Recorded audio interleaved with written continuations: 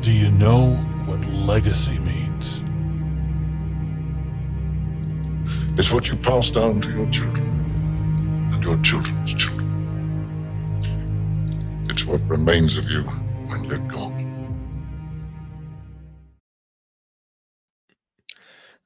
Well, I would dare say that this particular episode here on House of the Empire is very aptly named The Return of the King and so much more.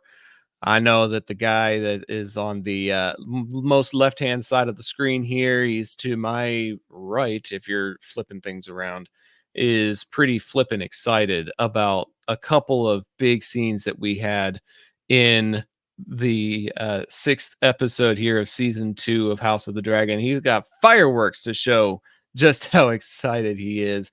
But we've got a roundtable discussion with Randy also rounding out the talks with us. Randy, I'm going to throw it to you first because I feel like Sean is going to have a bit of a monologue. How did you feel? Like, what are your initial impressions? Because you like just finished watching this episode, I heard in the green room. So, like, fresh, hot off the press, initial thoughts of episode 6 of House of the Dragon. Well, I feel like it was a good episode. I really enjoyed it. There was a lot to it, and unfortunately, because of other shows that a few of us watch, I'm not used to like having an hour-long runtime for things. So this one felt long. Like I could feel the difference in the time length. But the thing is there were so many different areas that they hit on. There were so many different people that they focused on that they really did a good job of, even though it was 70 minutes, they hit on everybody that they needed to. They told a story for every one of the individuals, and it just felt good. It felt like they just did a really solid job of giving us a lot, but not giving us too much, giving us just enough to be satiated with the stories they tried to tell throughout this episode. And honestly, the fact that we're so close to the end is just crazy to me. And I'm really digging on just all these branches that are kind of just branching out and trying to figure out where they're going to go with this. I feel like the multifaceted storytelling is very classic Thrones. Personally, you look at the first few seasons of the original Game of Thrones show, and you had Arya going off on her own adventures. You had stuff going on with Jon. You had stuff going on with Tyrion. You had stuff going on with Jaime. You introduce Littlefinger and Cersei, and you know what's going on with the Stark clan and their encampment. What is Tywin up to with the Lannister encampment? You probably got 8 to 10 to 12 different pieces of the story unfolding in one episode in one big world. And that's very similar to what happened in this episode, because Allison gets a storyline, Aemon gets a storyline, Rhaenyra gets a storyline, Adam and Alan have a story that unfolds. Corlys has a story that unfolds. Daemon, we see some major developments happening with him over at Harrenhal. There's just a lot that takes place in this episode. And Sean, I know that what goes on with Daemon in this episode is something that's very near and dear to you, because in one of the group chats that you and I are both mutually part of, it was revealed that you had a lament of sorts over this character, wishing that he was back. And then the very next day, he comes in and steals the show in the scenes that he's in. How are you feeling about Paddy Considine's return to the show? I'm hoping it's not over. It might be, but I think there's an opportunity to definitely explore more there. That first one we get a few episodes back with Daemon walking into the throne room, and the throne's really far away. I was hoping it was him then, and obviously it was Millie Alcock as young Rhaenyra. So that when this one happened, it was just like, I mean, I was overjoyed. I think Paddy Considine's a incredible actor. I've become such a big fan. Strongly encourage anyone who hasn't yet to check out the House That Dragons Built on YouTube. It's a great documentary video that they do for every single episode. It's an extra 20 minutes of just behind the scenes goodness, um, and his antics, if you will, on set. It's good for a good laugh or two. Um, there's not a lot. I kind of want to save it for when we get to it a little later on in the episode, but I would describe my feeling as joyous, and it meant more in terms of the overall story than I thought it was going to. So that made me happier.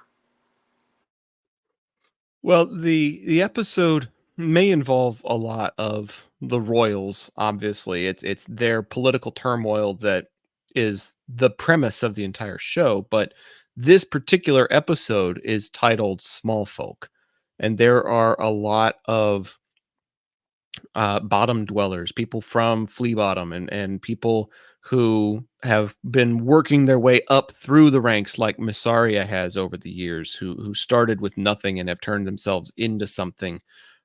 It's very much a small folk centric episode, so it's appropriate. Randy, what did you make of some of these? I wouldn't call them necessarily secondary characters, but you have everything from rioting peasants to bastards and former prostitutes taking on very prominent roles in what's going on in this episode. How did you feel about the stars kind of taking a not necessarily a back burner, but having to like share the stage a bit more with some of these people that had been secondary up until now? Well, I mean, in any good story, whether it be, you know, Harry Potter or Star Wars or any like fantasy novel you can think of, the sort of truth series comes to mind for me. There's always those characters that need time to breathe and kind of show that they're more than just background characters.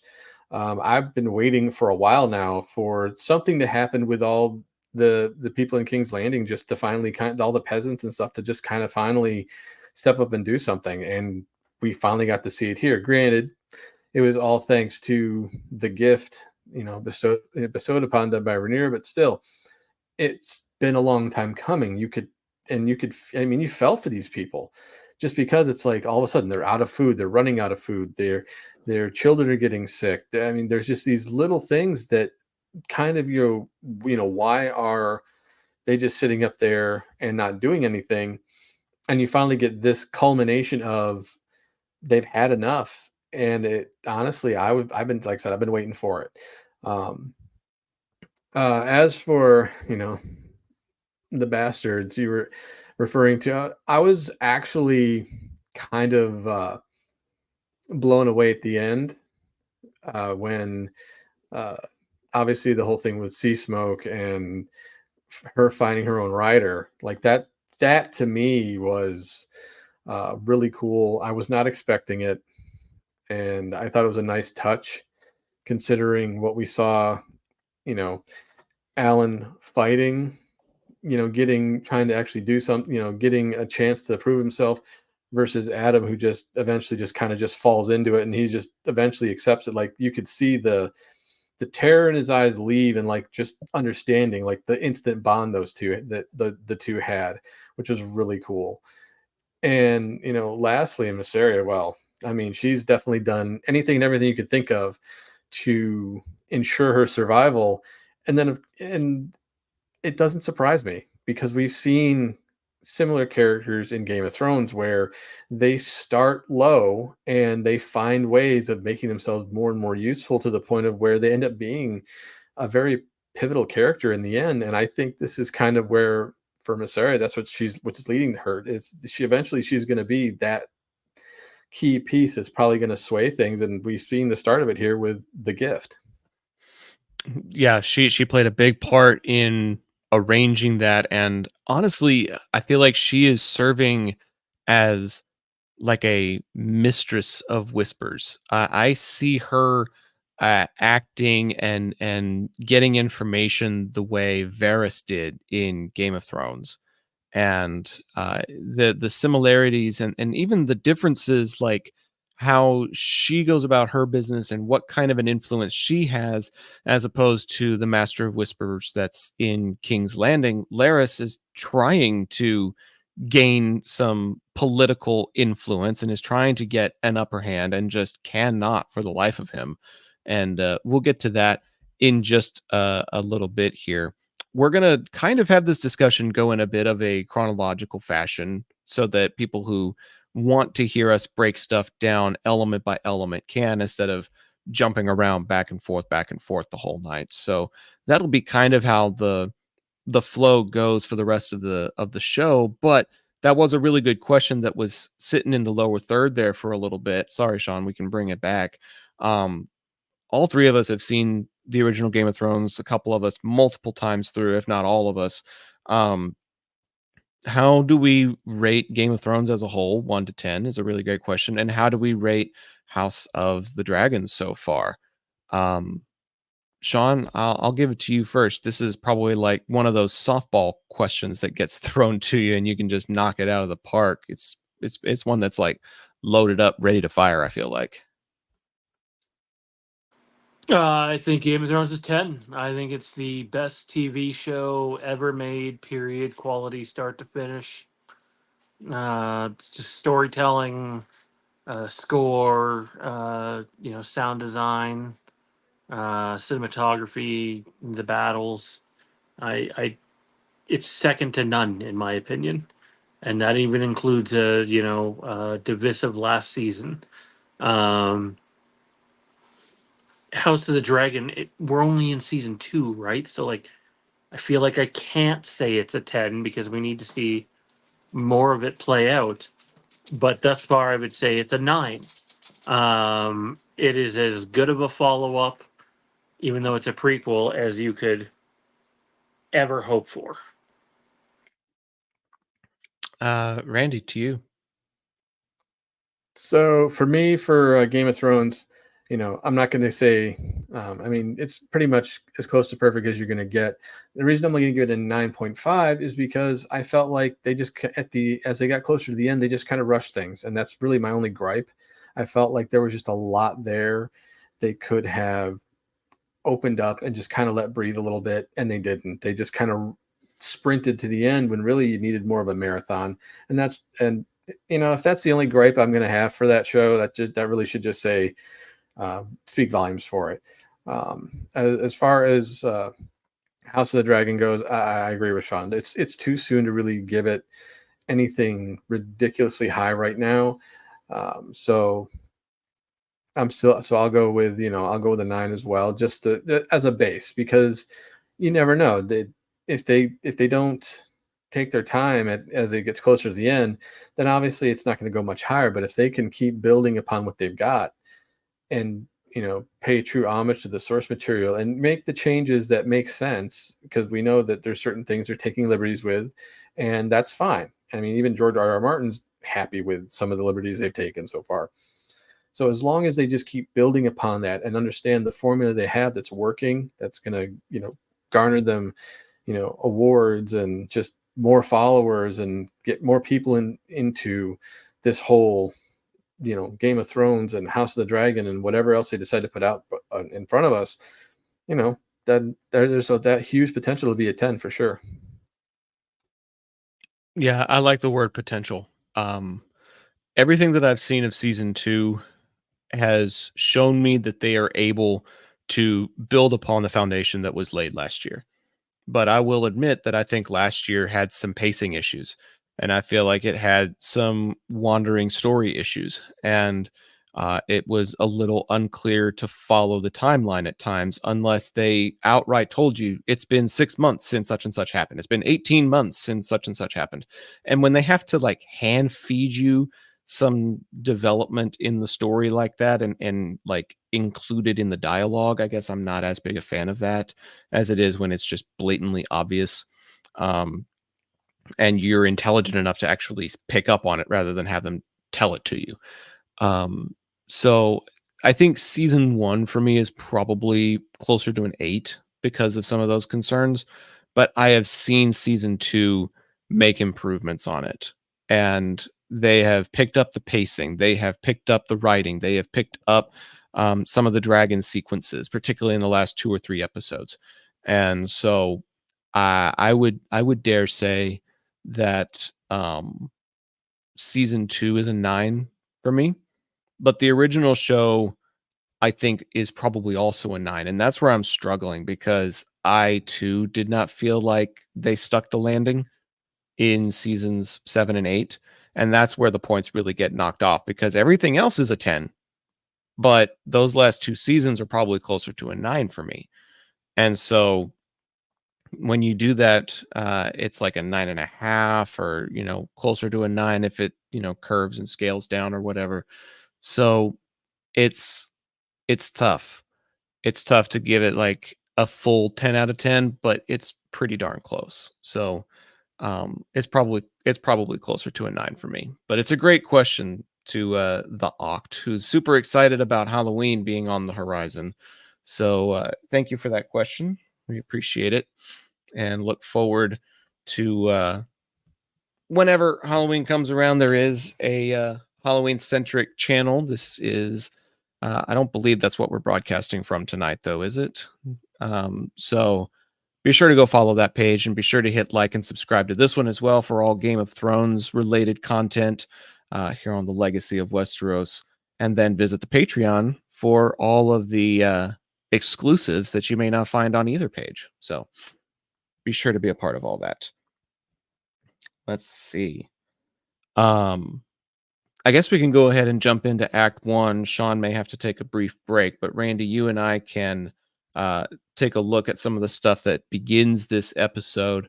I am a big fan of musical scores, and for this episode to open with Ramin Djawadi playing a orchestral version of the Reigns of Castamere when the Lannisters approach an opposing keep, it gave me chills that reminded me of some of the great moments of Game of Thrones. And as much as I may not be a huge fan of the Lannisters, I mean, hello, look at my background, look at my hat.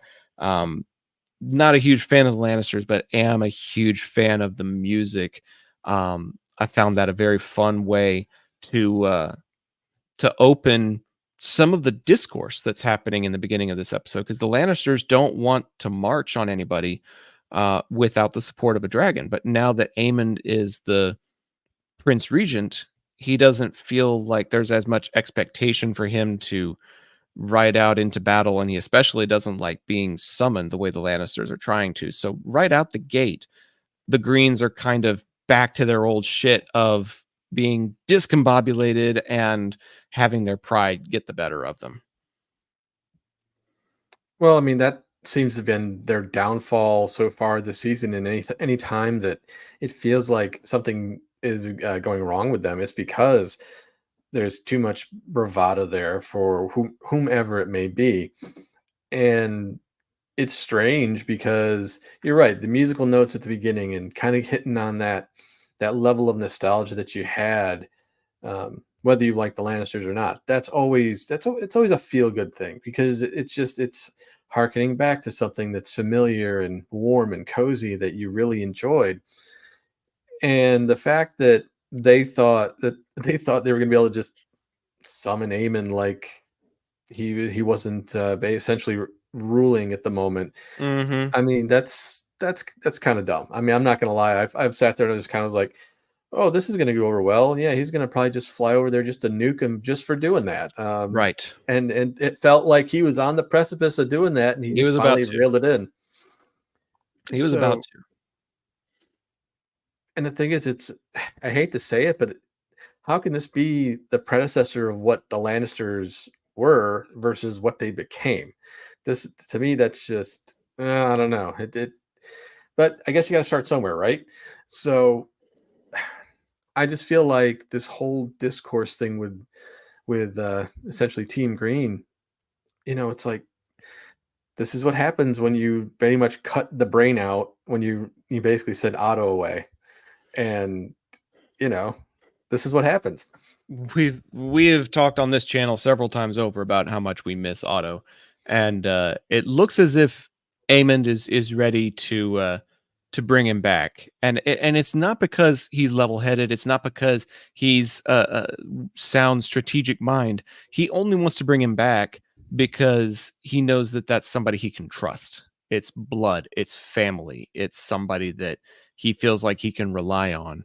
And in a sense, it's true. Pretty much everybody else on his council is out with their own volition. They have their own ambitions, and Laris is probably one of the worst of them, trying to weasel his way into becoming the hand of the king. But I think what baffled me was not only was Alicent denied the regency last week's episode, but now she's being kicked off of the council. It's his own mother, and if he needs somebody to trust, if he needs somebody that's family, why is he sending away his own mom but putting up with Laris's bullshit? That was one move that did kind of confuse me a little bit. I understand kind of where he's coming from, but it also just kind of felt like a really sexist move, especially when he said that she can resume her domestic pursuits. I was like, how little do you really think of her if that's what you're thinking that you're going to send her back to? Yeah, it was definitely a surprise to say the least. I think it's interesting because you have, on one hand, she talks to Aegon like, sit down, shut up, be quiet, don't do anything, let everybody do the talking. And then she tries to take on that role of, I could be this person. And Aemon's like, uh, shoo, I don't care. Your place obviously is elsewhere. And I don't think it definitely wasn't a smart move. I think part of the problem is that he has so many different I think this is where his immaturity is shining through just a little bit, rather than leaning on the one person he could trust and that has some knowledge and some wisdom of the goings on of how things are run. He's looking towards the wrong people. He's, wishing to have Otto back. I mean, like, there's just these little things that he's doing wrong, because as much as he is a better fit as a king over Aegon, there's that arrogance there that he knows what he's doing when he really doesn't. There's arrogance, there's youth, there's all kinds of things that are affecting his thought processes. And I think it was really important to see the way Allison treated this news, because she didn't really lash out. She didn't really throw anything. She heard him out and then realized that this is the result of, maybe the way she brought him up. Like, to a certain extent, at the end of the conversation, it almost feels like she's taking fault for it when she touches his face and is like, "Have your childhood traumas not been avenged yet?" or something like that. Like, she almost feels sorry for him to a certain extent. And based on what I saw from the little 1-minute preview of next week's episode, um, I think Alicent has just kind of gone into a DGAF mentality, because she has no place, she has no purpose, she has no power, she has no influence over the right people anymore. And I think this conversation is like a resolution to her resolve, that she's finally realizing just how little she matters in the grand scheme of things anymore. And I think I think this scene will be a turning point for her character towards the last 2 episodes of the season. That's just my prediction, but things have been building for some time, and I feel like this talk and this removal from the council is like the straw that breaks the camel's back. Well, I think it would be for anybody when you think about it. You go from having everything to basically having nothing, and then people pretty much saying, we don't even want you. Like, to that Right. extent. Right. And for any individual, man or woman, it's going to be that's a breaking point for anybody. And her interaction with her brother after all that, I think, kind of was pretty telling about like where her head is mentally. And yeah, next week is going to be, I think, pretty pivotal for her as a character. We're going to see if she can finally break free of all the name calling we've done throughout the season with her. And I'll be interesting to see if she finally decides to just, you know, make a change for the better for her and maybe even her family. I There are some theories, and I don't know how well I subscribe to this, but I think there are some theories that are guessing that because of what's happening to her, she may try to desert to Dragonstone. That like she may be so done with what's going on in King's Landing that she would rather try to switch sides. I don't know if we've reached that point yet, but if that turned out to be something that happens in the season finale where like she tries to escape down to that little bay that we've seen 7 or 8 times this season, if she tries to like sneak out one of those back gates at the Red Keep and get into a boat and she's rowing off across the bay and you just inevitably know she's headed for Dragonstone, that would not surprise me. I don't know if I subscribe to the theory just yet, but it wouldn't surprise me.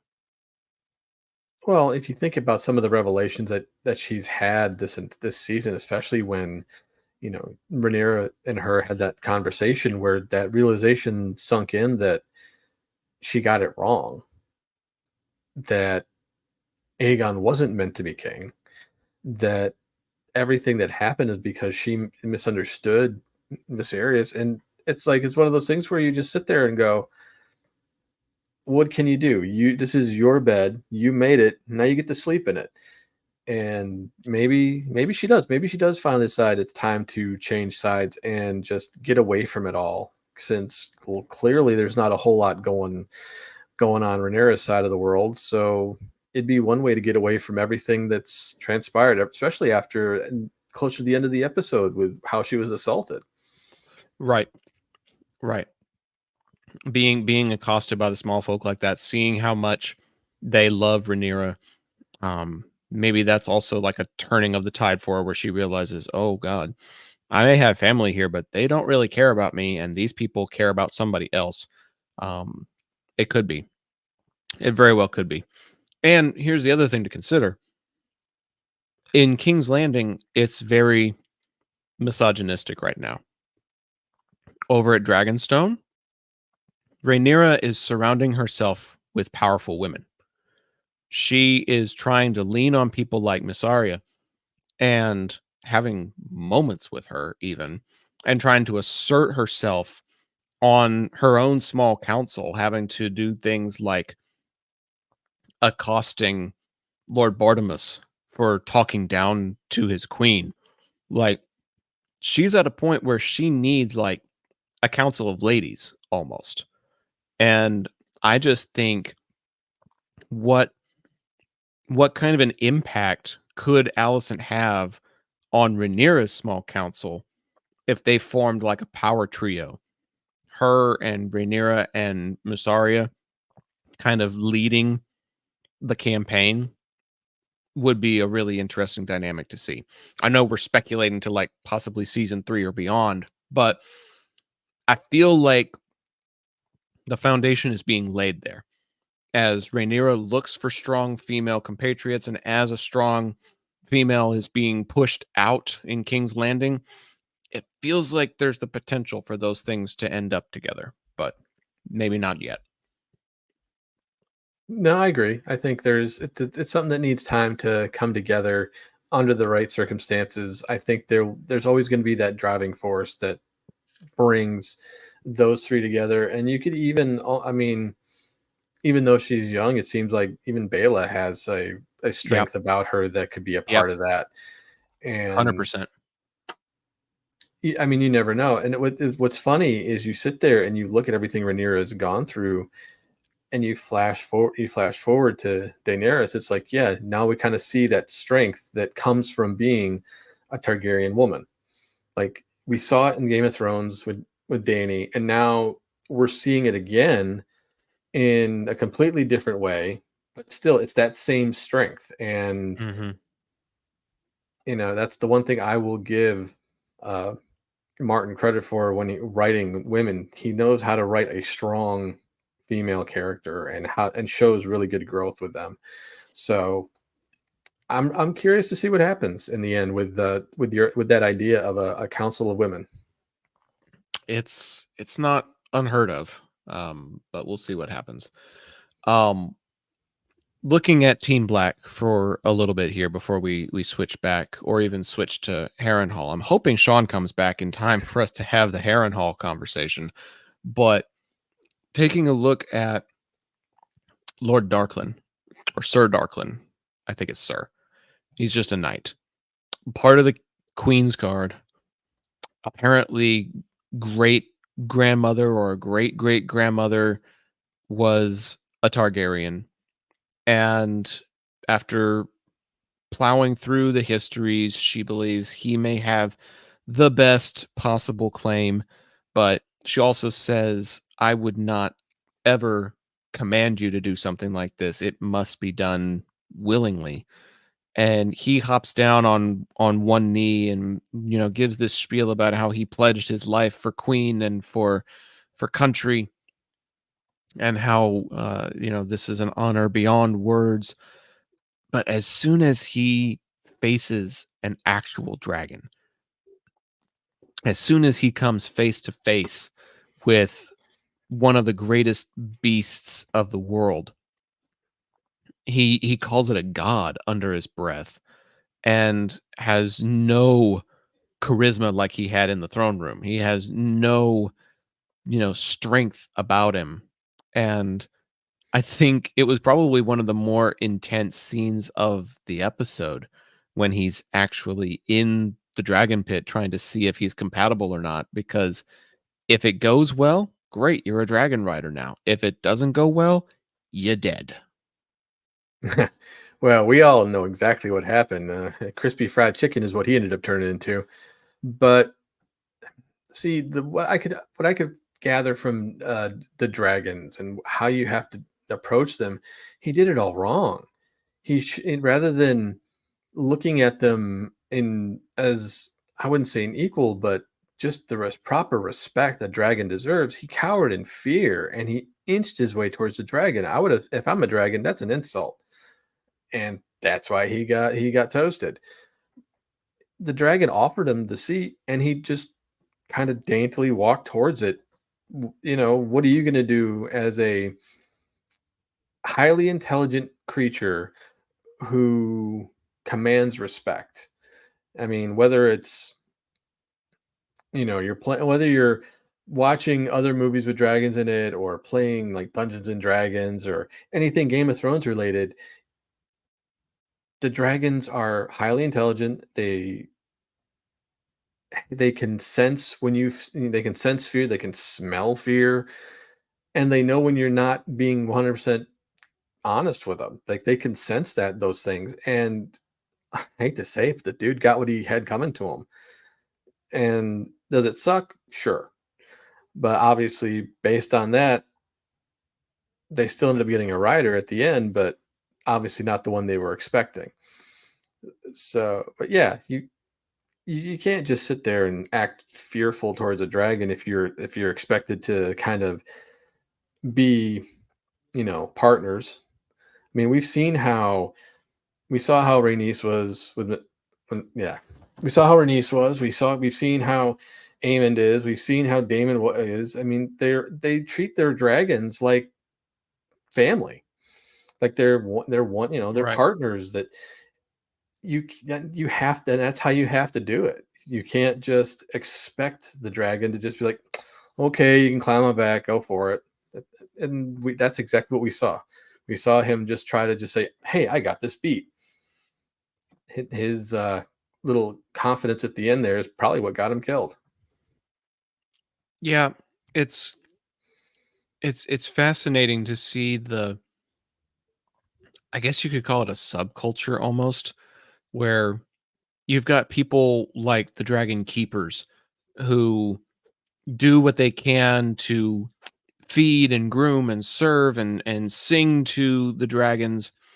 They honor them, but they don't ride them. And then you have the small folk who just see them flying overhead and see them as beastly gods almost. And then you have the people that actually have the claim to mounting them.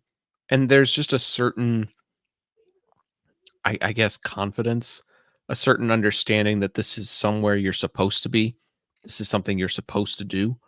And unfortunately, Darklyn didn't really have that.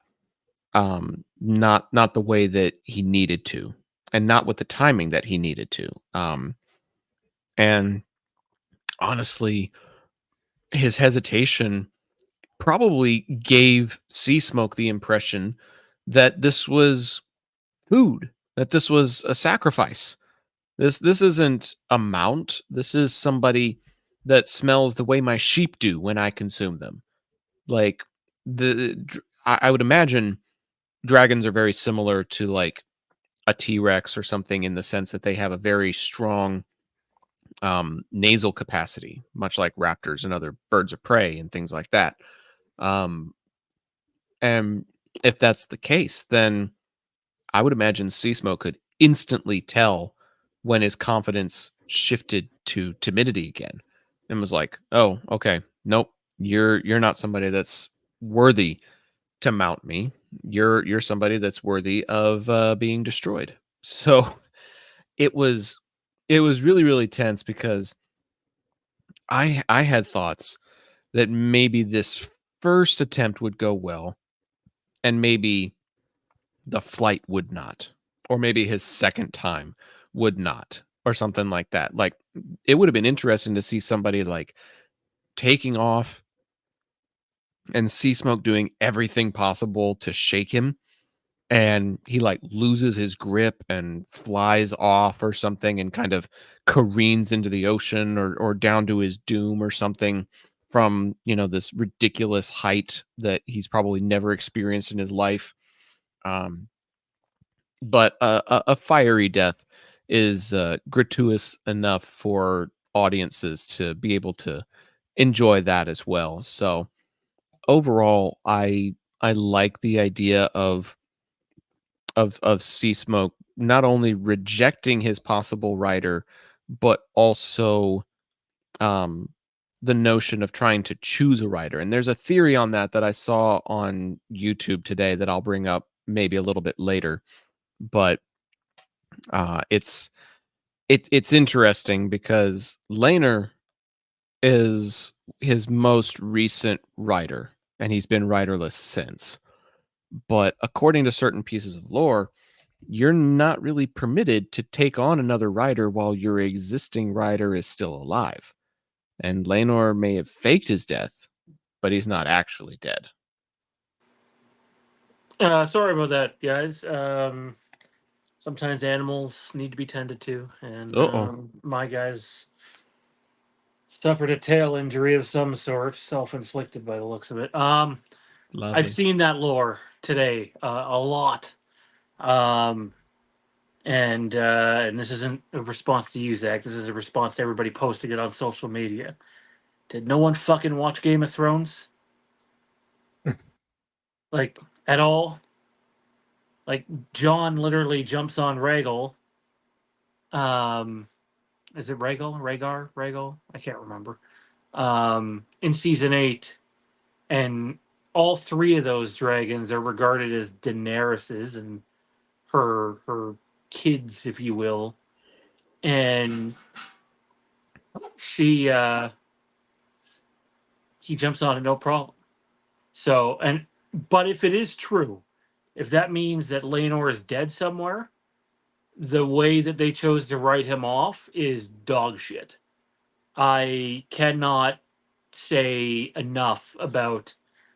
I understand needing representation in cinema, film, games, sports, you name it.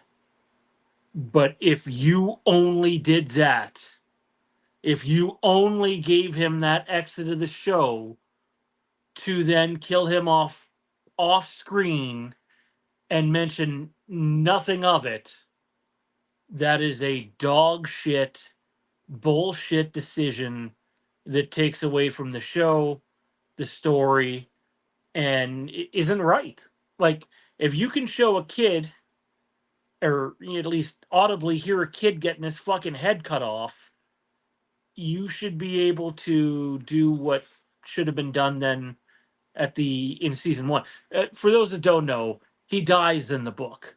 There's no Daemon and Rhaenyra helping him escape to a new life with his lover. That doesn't happen. He dies. And in the show, they wrote him off to give him this extension. And, I still like to believe he's going to be back at some point in time. But if the guy is no longer in Westeros, if he's somewhere, God knows knows where, the dragon may not know that he's alive.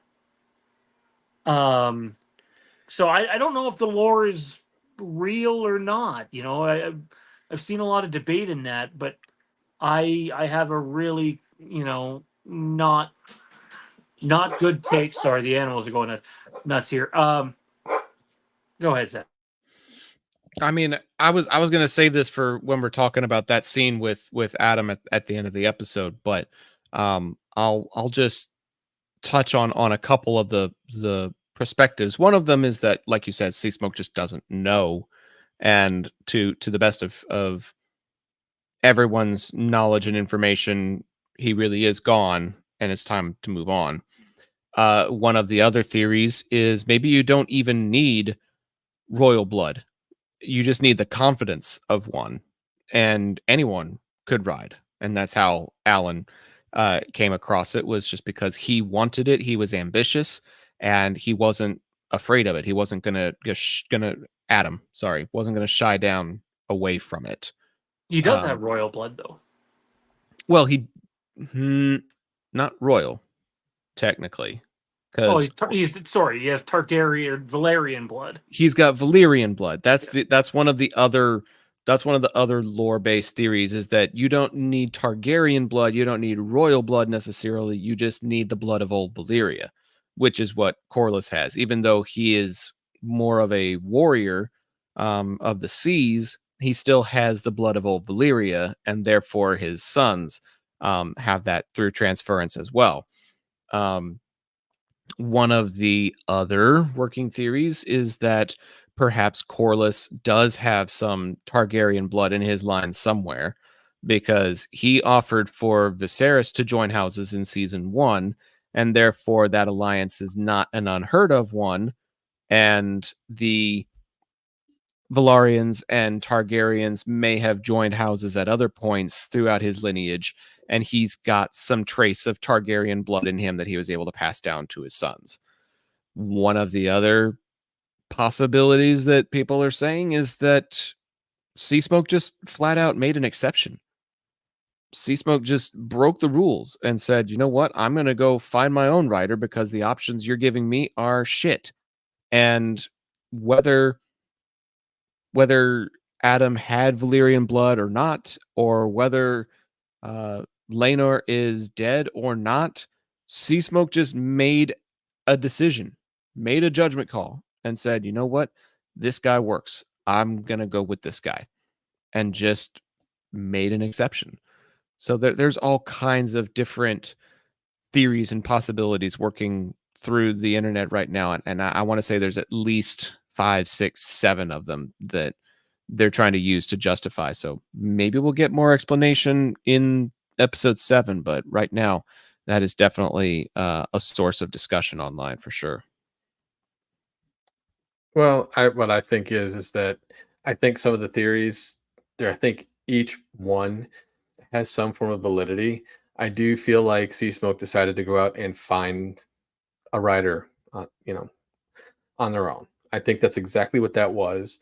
But I also feel like, based on finding Adam and the fact that at first he's laying on, basically against a rock, cowering, but then there was an understanding there. There was a calmness that overtook him. There was almost like there was a connection. Now, we didn't see Sea Smoke's perspective from it, just his, but clearly there was a bond of some sort there, or a bonding moment where he came to that realization, I'm meant to ride you. And it would be kind of neat to see Sea Smoke's perspective in terms of like the look in Sea Smoke's eyes to kind of give you an idea of what just happened versus just seeing him getting that realization and then all of a sudden realizing I'm not going to get eaten. It's time to ride a dragon. And then, of course, we get to hear about Sea Smoke finding a new rider later in the show.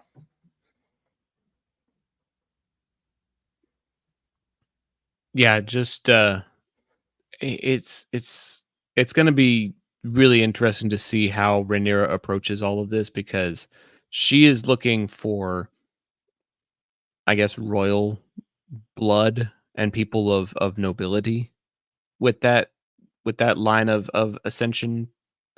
And it's also been a source of memes. I think Jade sent one, or maybe I just came across it and forgot to send it. But in last week's episode, Jaceres was talking about trying to find other people um who can be a writer, and the joke was Rhaenyra was asking, "You think we should let bastards ride dragons?"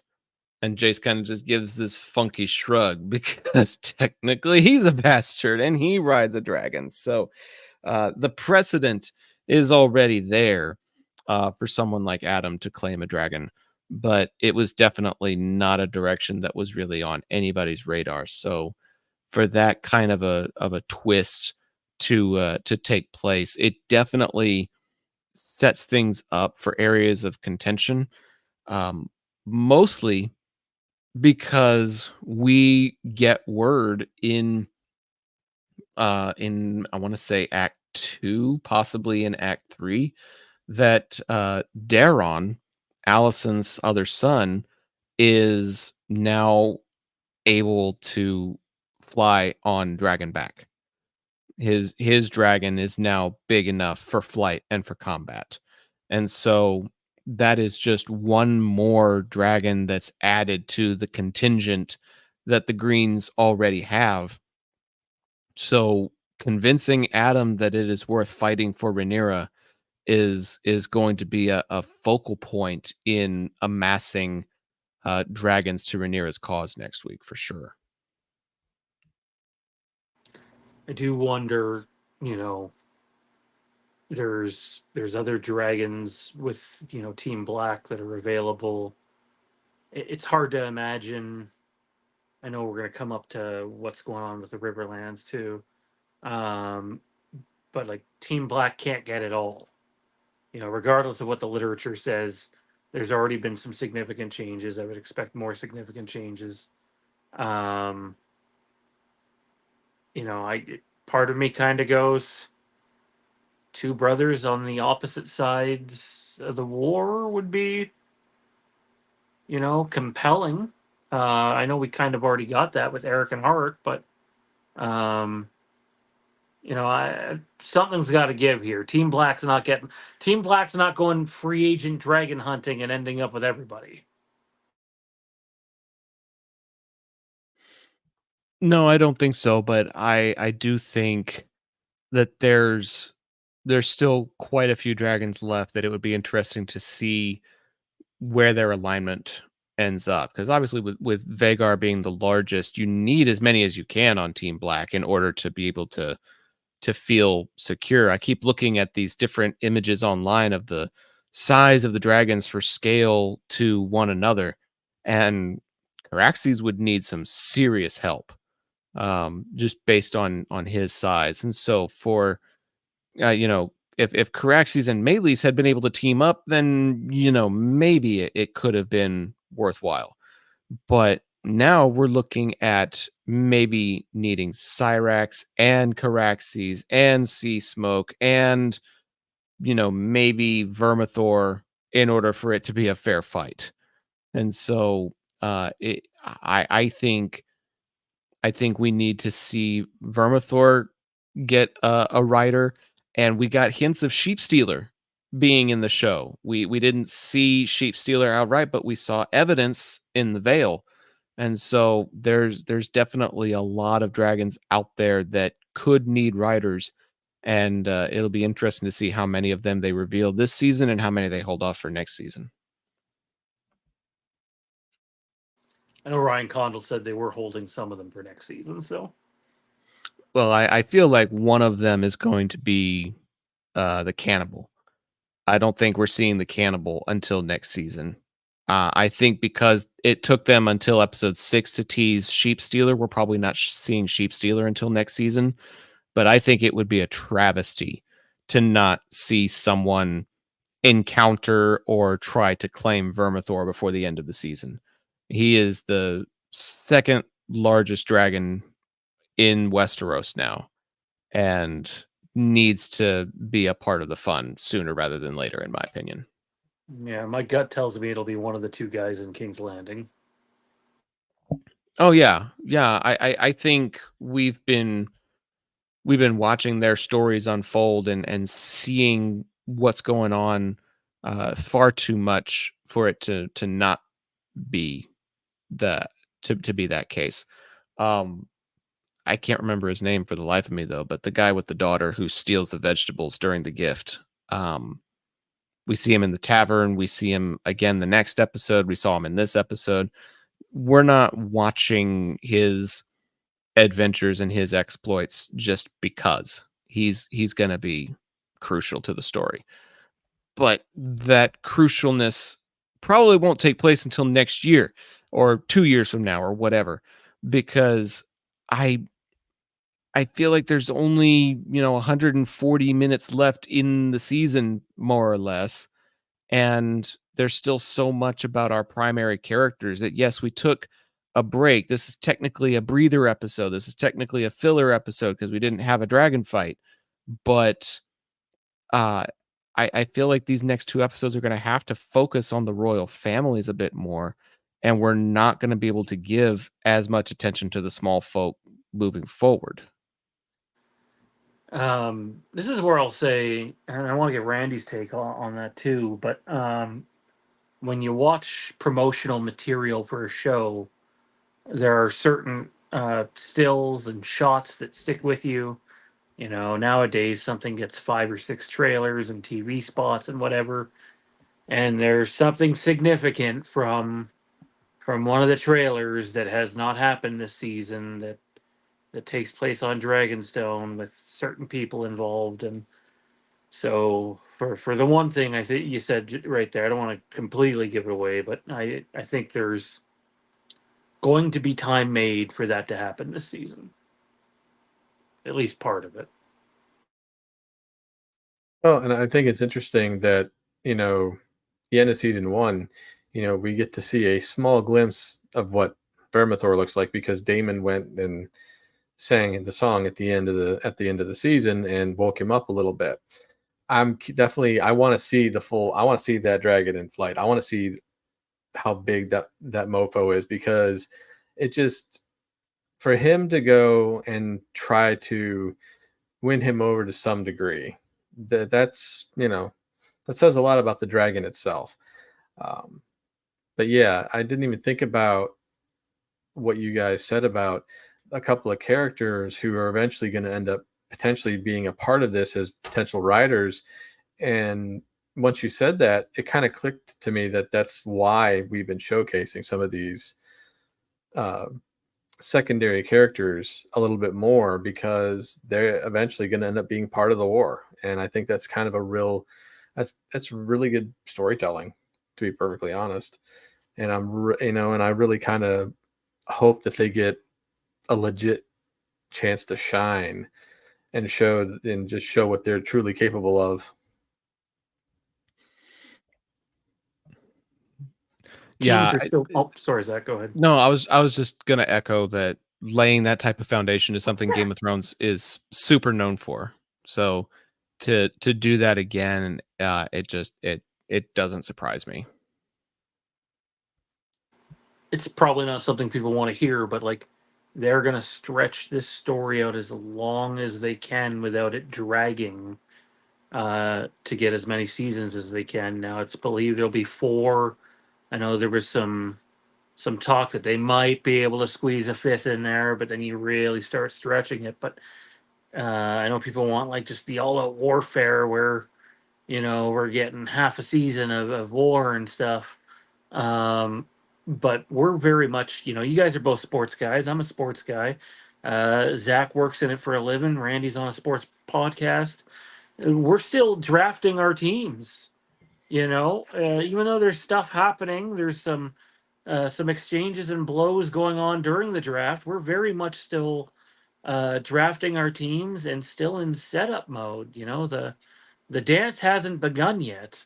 As much as people want to say it has, the nitty gritty of it all is we're still in setup mode, and we're nearing the end of setup mode, but we're not at all out warfare just yet. We're close though with the assaults that Kristen Cole has launched, and with the Lannisters amassing their armies.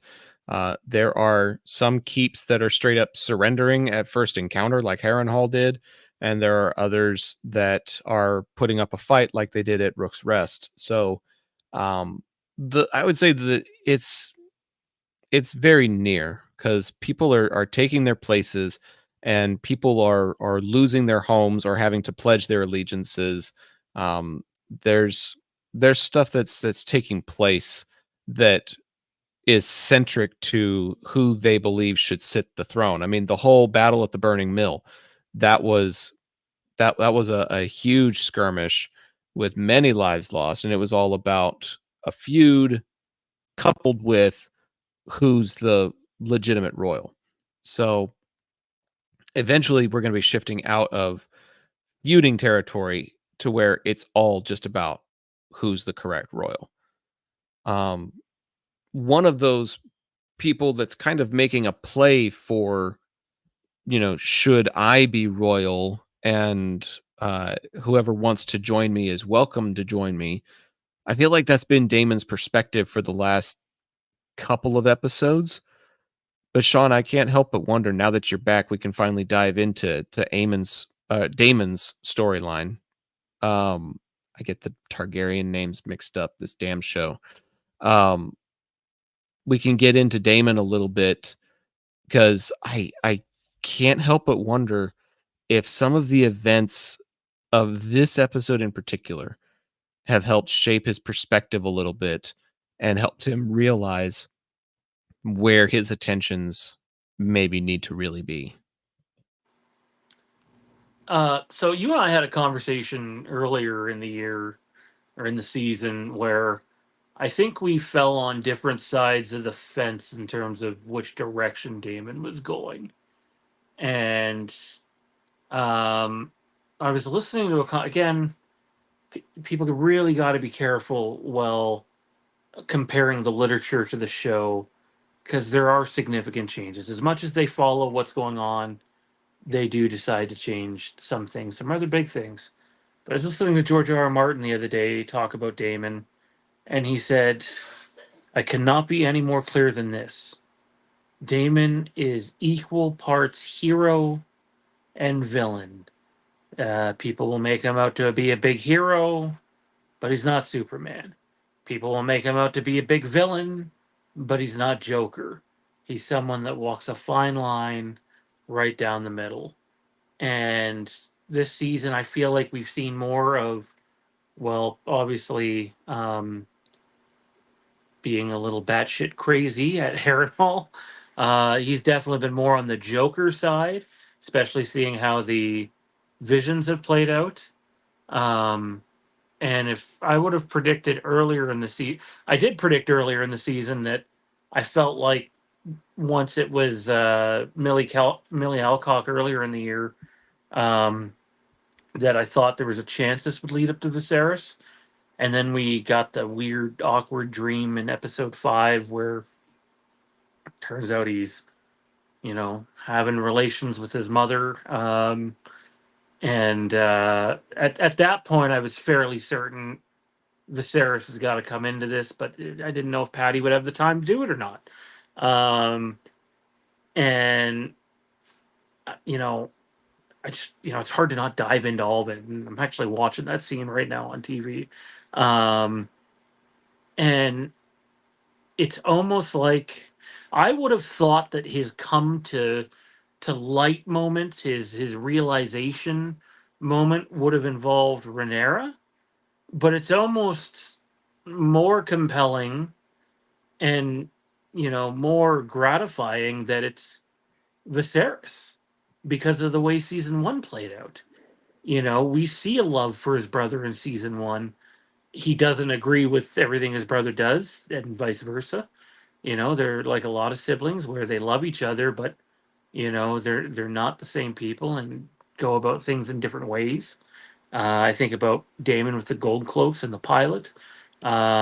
He gets to come back and gets kicked out again in after he defeats is it the Triarchy?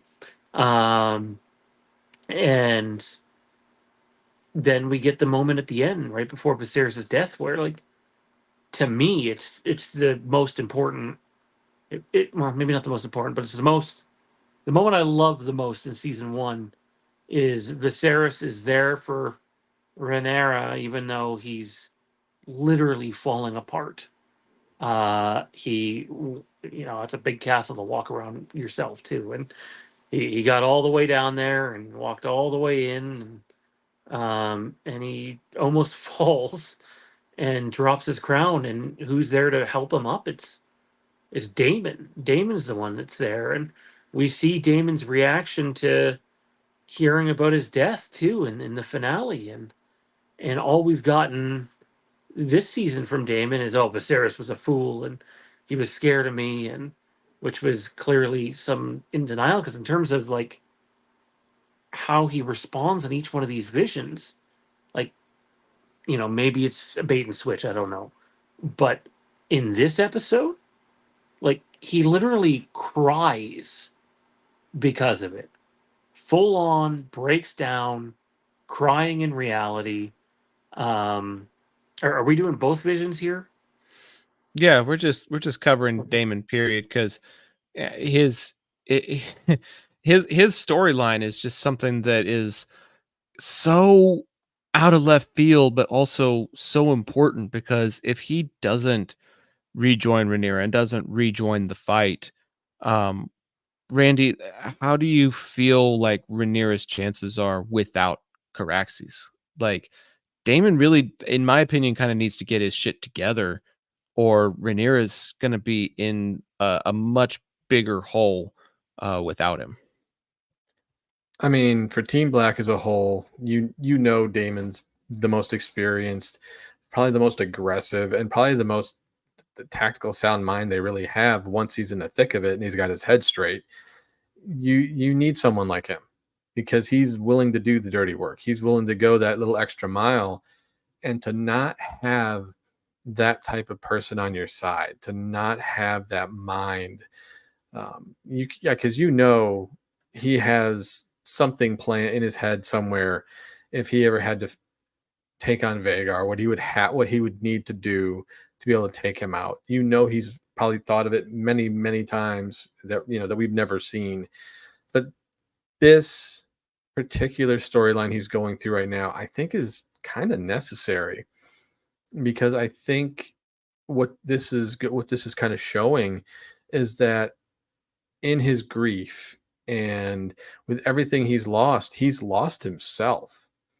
And this is kind of waking him back up to the realities of who he really truly is and what he needs to become in order to survive. And I think that's kind of where things are heading for him, and that ultimately he'll finally snap out of it and rejoin Rhaenyra, and that's when we're going to see probably the true strength of Team Black, because everybody's going to be elated to have him back and on their side, and instead of just kind of wallowing in self-pity while he goes through like a midlife crisis of sorts at Harrenhal. Sean, I saw a TikTok today that was have you seen the movie Step Brothers with John C. Reilly and Will Ferrell? The dad character, the stepdad character, I can't remember his actor's name for the life of me, but he plays a doctor, and they go into the bedroom and ask him if they can build bunk beds. And somebody posted a screenshot of Damon going through stuff, and the caption read, "Anytime we see anything with Damon over at Harrenhal." And then you have this little clip of the dad from Step Brothers going, "Let me be as clear as I can. I don't give a fuck." There's a lot of people that are apparently tired of the Damon sub story, at least in the little section of TikTok that I explore, because it's popping up in my feed apparently. Uh, what do you say to those people who are just tired of seeing this storyline with Damon, even though he's having important conversations with people like young Rhaenyra and Viserys? So I don't have TikTok. So I don't see it on TikTok, but I did see it on Twitter X, whatever the hell it's called this month. And dude, I gotta link you to it. There's like 700 replies of people going back and forth at one another over it. And I'm just like, to the people that don't like it, um, go watch the 28-minute Star Wars episodes where you don't get proper storytelling. It's like they want to go from point A to point Z without B through Y being in there. Um, to now, we don't know how it ends. We don't know what's going to happen, and I'm sure the visions aren't done. I'm expecting one more episode of them, but we got 2 episodes left. You know, we got 2.5 hours of storytelling left for this season, and um, like let it play out. You know, it's character development is key. I'm not saying Damon's coming out a changed man. He's already a bit of a changed guy from where he was last season. That's the thing. Like, I think people want to see the guy that cut off the Valerian's head there in front of Viserys at the end in episode 8 of season 1, where he just doesn't give two fucks and is causing chaos. And he's, you know, the hero character, you know, the guy that goes and kills the crab feeder. And they want that guy. And, like, that guy's in there. But that guy's also coming to realization that the person he loved most in this world, other than himself, um, was his brother. And at his brother's biggest time of need, he was somewhat there, but kind of wasn't. You know, he was there at the funeral, but could have been there more. And to know that's a deep regret for him, uh, that is a character changing moment for me. And yet it probably won't change him as much as it would, you know, if any other character in the show went through that moment.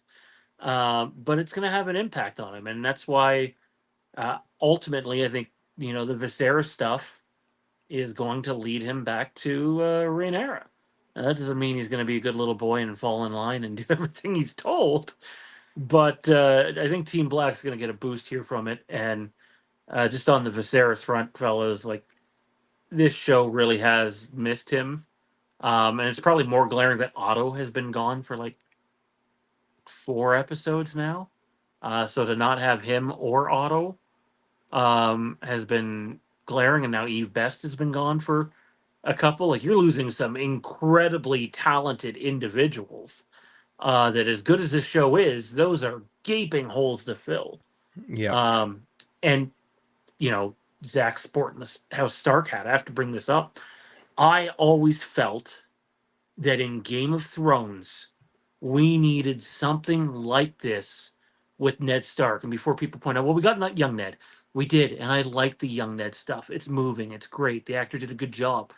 But we needed Sean Bean back. We needed either Bran to go through something and see him, John and him to have his moment in some sort of life death thing, and we never got him back.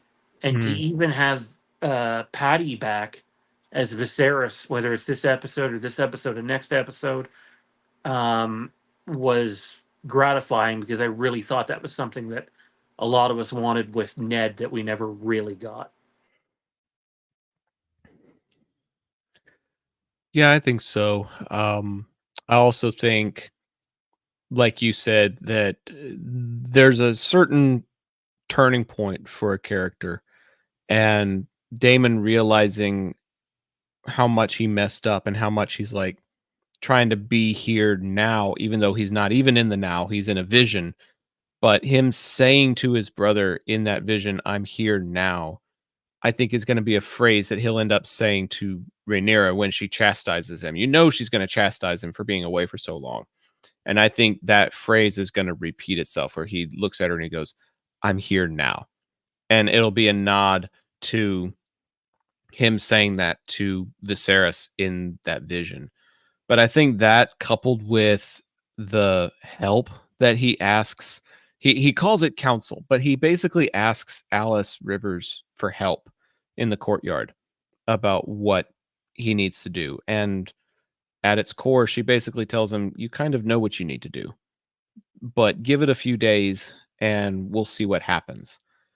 I, for a couple of episodes, I was ready to hold true to the theory that Alice was a ghost, a spirit of some kind, because nobody else was really talking to her. Nobody else could really see her. Nobody was interacting with her the way that Damon was. I was ready to buy into it until Simon Strong mentioned that he had loaned his healer to the Tullys to try to help Grover recover. And now the question is, how long has she been over there? Has she been there the entire time, or did she only go for a few days at the end of his life? Because if she's been there like this whole time and she hasn't been at Harrenhal, but he has been talking to her, does that mean that she's a warg? How has he been conversing with her? I'm curious. They make a point of showing the owls. Randy, go ahead. Yeah, very it's been very interesting with her. I think I remember seeing something online where they were talking to her about the role, and then someone brought up the idea of her being similar to Melisandre, and I always thought that was very interesting because, yeah, you almost kind of need a character like that, because there's always those types of characters that kind of need that push in the right direction, and they seem to that type of a character always seems to do that. And even in this, she's like, just wait a couple days, you'll get your good news. And next thing you know, Tully dies and he has to pass on, and the power gets passed on, and it ends up essentially being in Damon's favor. So it's one of those things where either, she played a role in it, or it's just something, you know, mystical that she may have known. But, she's also been the one that's talked about how Harrenhal itself is haunted, even though they all talk about the curse, but still it's just, there's too many moments with her that you just kind of look at it and go, how much of this is you? How are you playing into this?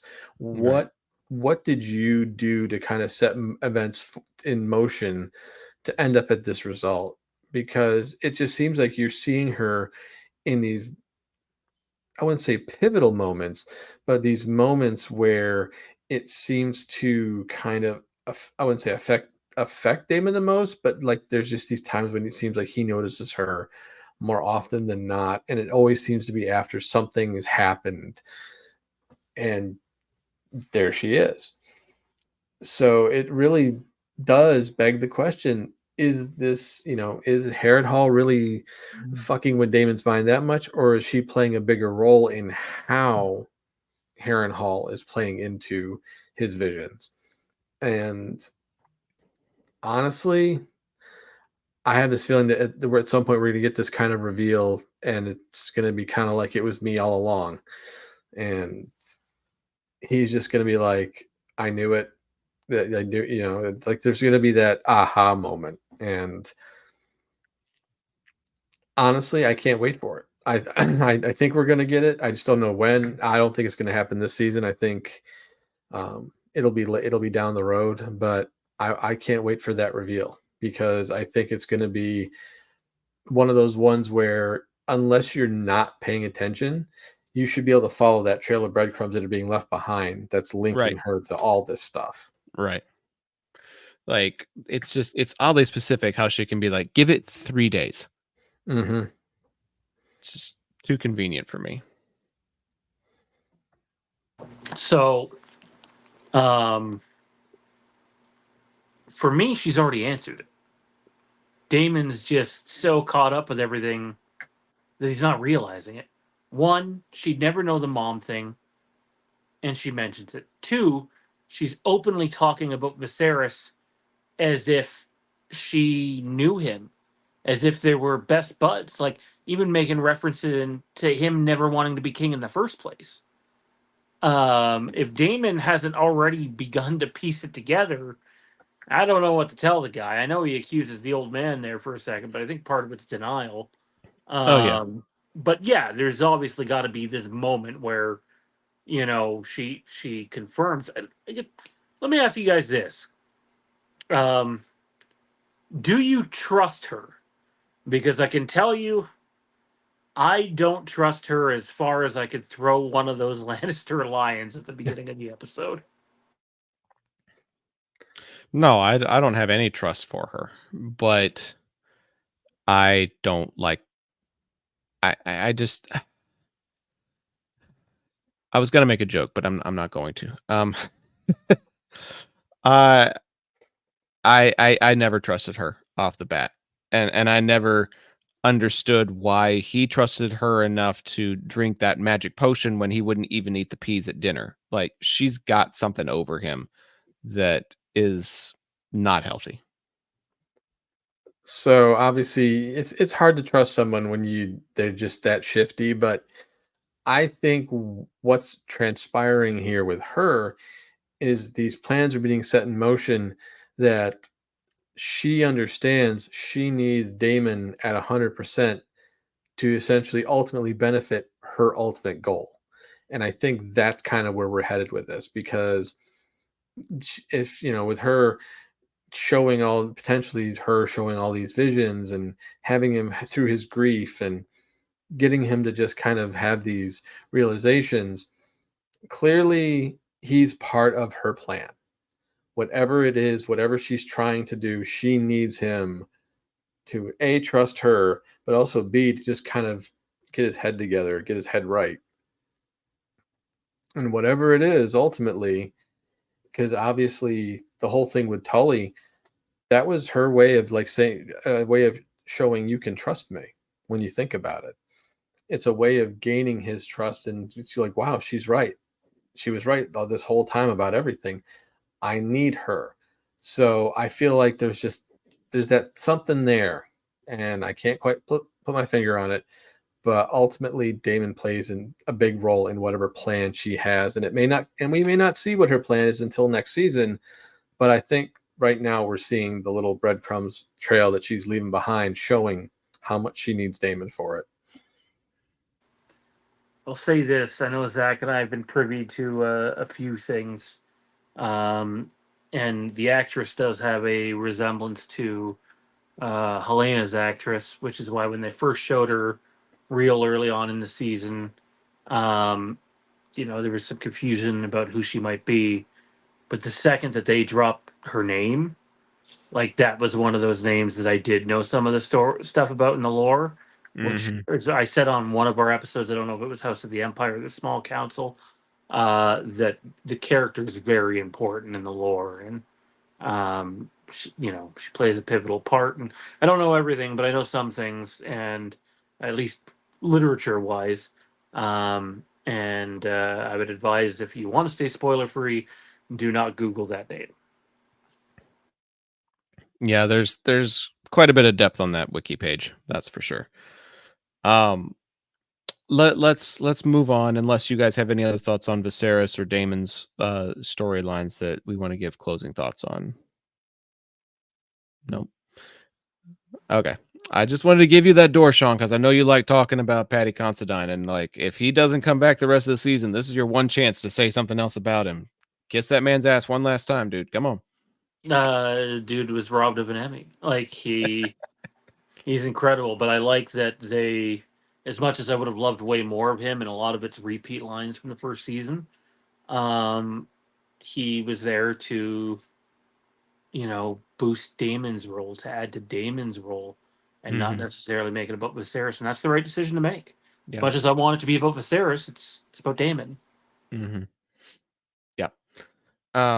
On the other side of the pond, over at King's Landing, Aegon is actually conscious. He's awake, and he's able to have very short, very small conversations. And one of the conversations he has is with Aemond, who comes to check on him, just to try to secure his position as Prince Regent just a little bit more, and to convince the Maesters that they need to really take their time with his recovery process. And then the other one, if I was in Aegon's shoes, I would be kind of insulted that Larys is coming and giving a monologue about like relating to the king. Like Your Highness, you are so fucked up and deformed that people are going to stare at you the way that they stare at me. Congratulations. Like, that would be just embarrassing. And it would be really messed up. And yet, because everybody else is chastising Aegon and manipulating him and being abusive to him, like even Alicent, the last conversation she had with him before he flew off to war was rather a sit down and shut up type of conversation. He doesn't really feel like he has any friends left at court. So when Larys comes in and pretends to not have any objective, Aegon asks for his help. What did you guys make of those two different visits, what they mean to Aegon and what they mean for Aemond and Larys, respectively? Randy? Well, I think what's going to happen here is that if Aegon can at least try to impart some of what he wants through Larys, and unfortunately, I think Larys is going to take that and kind of twist it to his advantage, because that just seems to be what this guy does. He's trying so hard to gain power, and it's like he can smell it. It's right there. And, that douche Cole is just in the way. But there's just, well, I mean, we all know if Otto is still on the council, Larys would have not even been even on it at this point. He wouldn't even been near it. So it's just, it's hard, because I actually feel bad for Aegon because of the fact that he has to survive disfigured the way he is because of, his own brother, who was like, yeah, you got in my way. And that's not very smart. Like, you could tell Aemon's just like, I don't want you getting better. I want you bedridden. I don't want you in my way while I rule this kingdom myself. And it's a shame, because how much power is Aegon going to really have trying to rule from his bed, essentially? And I think that's kind of where Larys is trying to come in and kind of take his words, twist them around, and try to find a way of weaseling his way into more power through that. But at this point, I'm ready to see something happen to to Larys, because I'm tired of that creepy ass bastard for just being the way he is. He's more interested in his own well-being and the power he gets, versus actually trying to do something that actually could be potentially helpful to Team Green. Yeah, he doesn't want to help. He just wants power. And I think in the first season, he was more subtle about it. Now that he's got a seat on the council, he's not being as subtle about it. Or maybe he's hanging out with smarter people who are able to catch on to it. because Aemon kind of shoots him down super easily, and he's like, "No, no, no, no! I'm not offering you this position. I'm telling you to go fetch my grandfather." Like that was pretty messed up. Sean, I'll give it to you. Those two conversations, what did they mean for Aegon, and what do they mean for the people who spoke to him?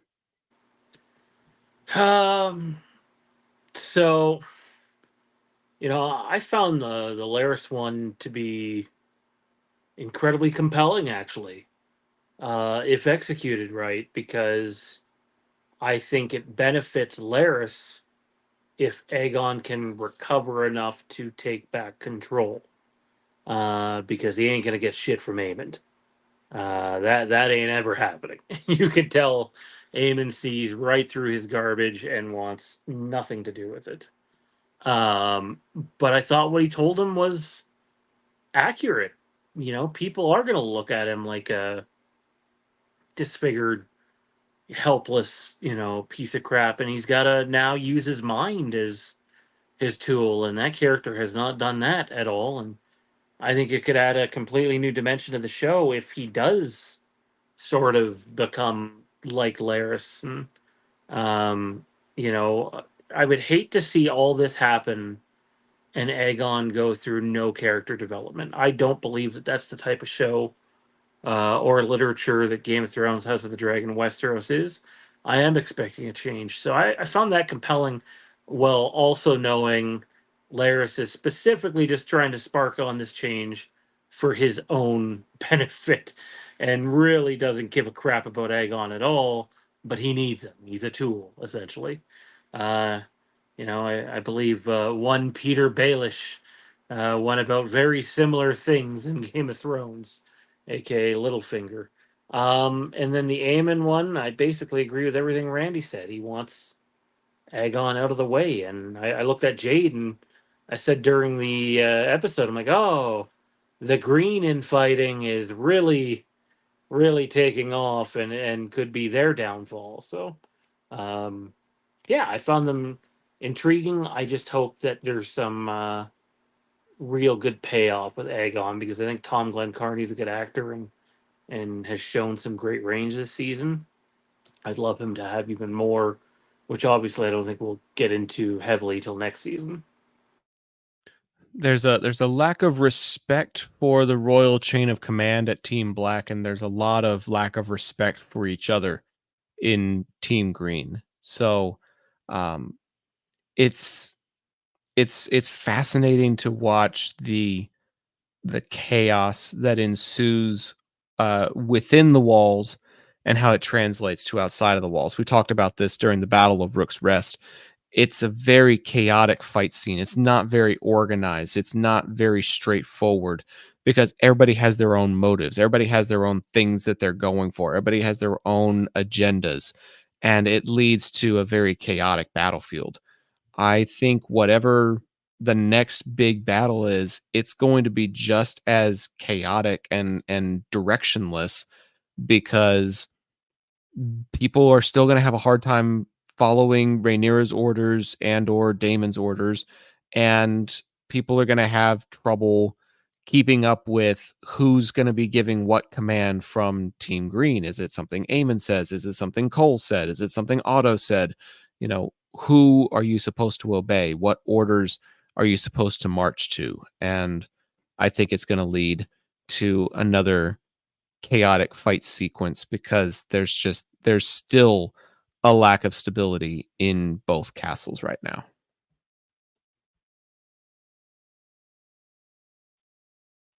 I agree 100%. I mean, I think both sides right now are in such disarray.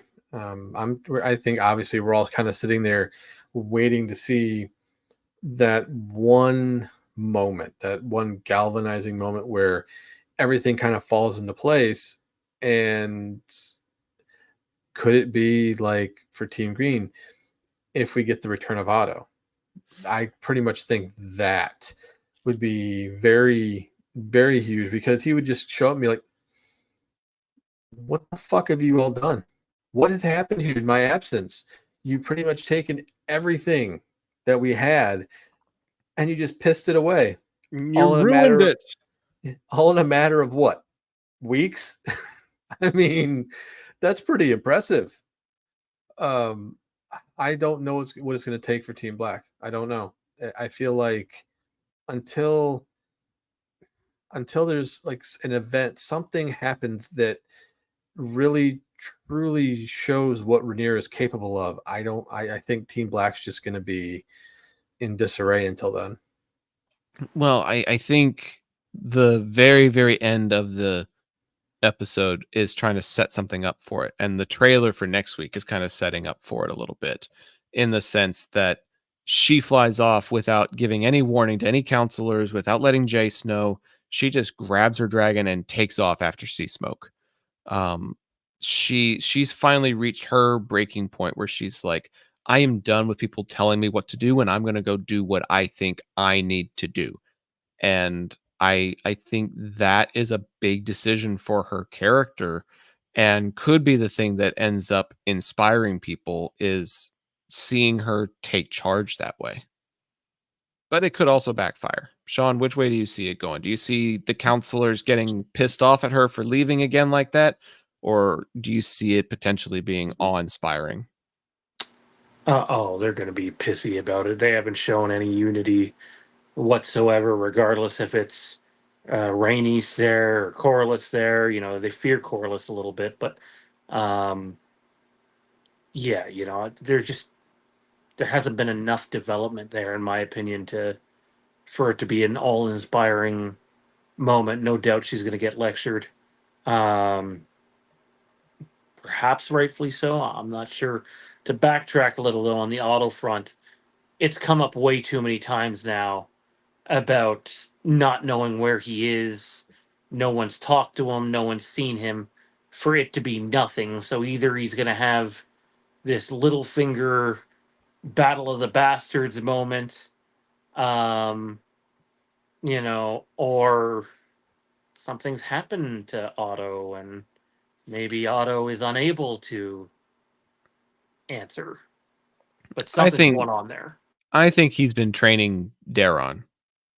I think he's been incommunicado because he is trying to trying to grasp at one last potential straw that he's got, one last ace in the hole, and that's his last grandson that's back in Old Town. And you know, Alicent hasn't even heard from him in any time, and has to get caught up from her brother on what her son is even like. And all of the things that he reports: stalwart, clever, lute player, handsome, kind. We find out afterwards, dragon rider. And we also get word that the Beesburys are upset over their lord being killed on the small council. So he's got kind of like a miniature civil war on his hands too. And I feel like he and Daron are trying to quell the Beesbury upheaval. But once that happens, he'll be more than ready to rejoin the fray, much like Tywin Lannister when, you know, his armies are summoned, when he has to go off and save Jaime. I think when the call is put in, I think Otto's going to answer. I hope we get Otto again this season. If it's all riding on Daron, then that would be a no. Ryan Condal's already come out and said that that's a next season thing. So it'd be unfortunate to only have Otto for 2 episodes this season, but we'll see. It would be a missed opportunity. Well, and I think what it does, it just shows the importance of the character overall to one side of it, and how much it actually plays into Team Black's hands if they could just get out of their own way. So it's actually just a really good lesson. It really is, when you think about showing the true strength of what Team Green was. You take away one of the biggest proponents from them, and we get to see just exactly what they're like without it. And if we don't get to see him in these next 2 episodes, and we know there's a chance of at least season 3, that's where we're going to see him, we know that once he does return, that things are probably going to look a lot different, and they're going to change for for Team Green, a lot. And it could be him showing up at the right time to kind of help balance the scales because things are falling towards Team Black a little bit too much to his liking. Well, and like you said, if they can get out of their own way and they can get Sea Smoke on board and you can get Vermithor a rider, then a lot of things can be going Team Black's way by the end of the season if they can get all of those things to actually take place. And we were mentioning in the first half of the season that a lot of the MVP awards were going to Team Green. A lot of the story awards were going to Team Green. I feel like after the events of Rook's Rest, there's been a bit more storyline attention to Team Black, and there's been a little bit more sway going to Team Black. And I think one of the biggest instances of it takes place in this episode. And Masaria's quote about how there's more than one way to fight a war rings ever so true with the sending of food to King's Landing. It's been labeled the gift. That's what they're calling it within the show and online. And it's one of the last two elements we're going to talk about here on this live program. They created the blockade. They created the unrest. And then they solved the problem by sending shipments of food and just leaving their sigil on these little boats to take credit for it. And the next thing you know, the Smallfolk are chanting "Long live Queen Rhaenyra" and throwing fish guts at Alicent and Helena. It's a fascinating turn of events, and I'm curious what you guys thought about the boat and about the riot that took place outside of the Sept. Randy, I'll throw it to you first. I mean, ultimately, I think it'd be different if it was like one person's plan all along to do this, because then that's one hell of a tactical mind to have. But the idea of causing the problem and showing just how weak the king, the current monarchy is, and how disjointed they are, and how much they truly don't care about the people as much as you would hope. I think if Aegon had not been injured, the people may have had food. If Otto had not been let go, the people would have had food. But because of the way things ended up, they were so hyper focused on trying to take Rhaenyra down and take all these different, gain favor with all these other different armies and bring more people into their fold, that they forgot about the little people that make the city run. And the fact that we get to see, Rhaenyra finally, thanks to the provocation of, Masera, that we actually get to see, an actual plan that actually shows just how weak Team Green is and how much Team Green doesn't think of the small people. And because of that, because of the fact that it got to the point where they were starving, and we see this gift of food and that's going to help everybody, and it's no wonder why they turned on them in an instant. They knew that, it's like Rhaenyra, Rhaenyra giveth, Rhaenyra take it away. Well, it's obviously in complete reverse this time, but still, it's that idea that she's showing to them, to the people, is showing that she cares more about them than the actual people that are actually ruling. And honestly, it was a brilliant play. It was absolutely brilliant, and it was done at the right time. I think they waited long enough to where once the plan went into motion, it doesn't shock me at all that they just turned on a dime and were willing to even take on the guards. I think that was just really well done.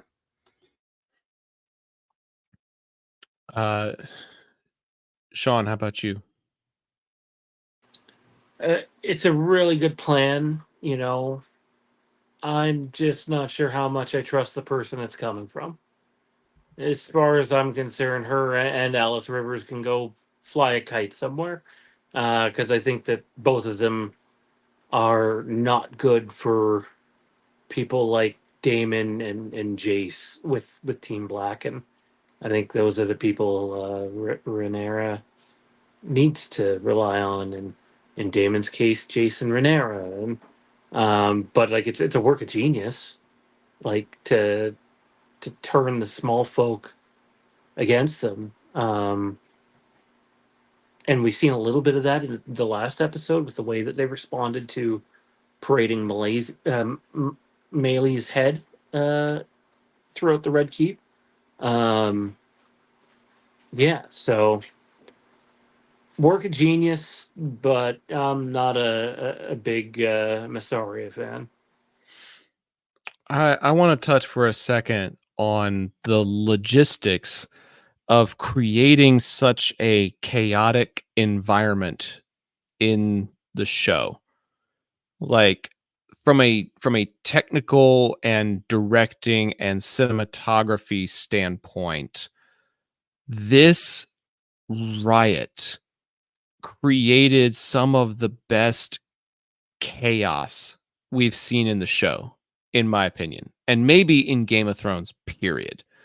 The number of extras that were fighting over food, the number of people that were crowding Alicent and Helena as they were coming out of the sept, the fear that and panic that was ensuing in the streets, the guards that didn't know what to do because Alicent was telling them to sheathe their swords, but it was a sword that took off the hand that touched the queen. Like, there's so much going on that you want to do everything you can to maintain a positive relationship with your subjects. And yet, this is the exact opposite of it entirely.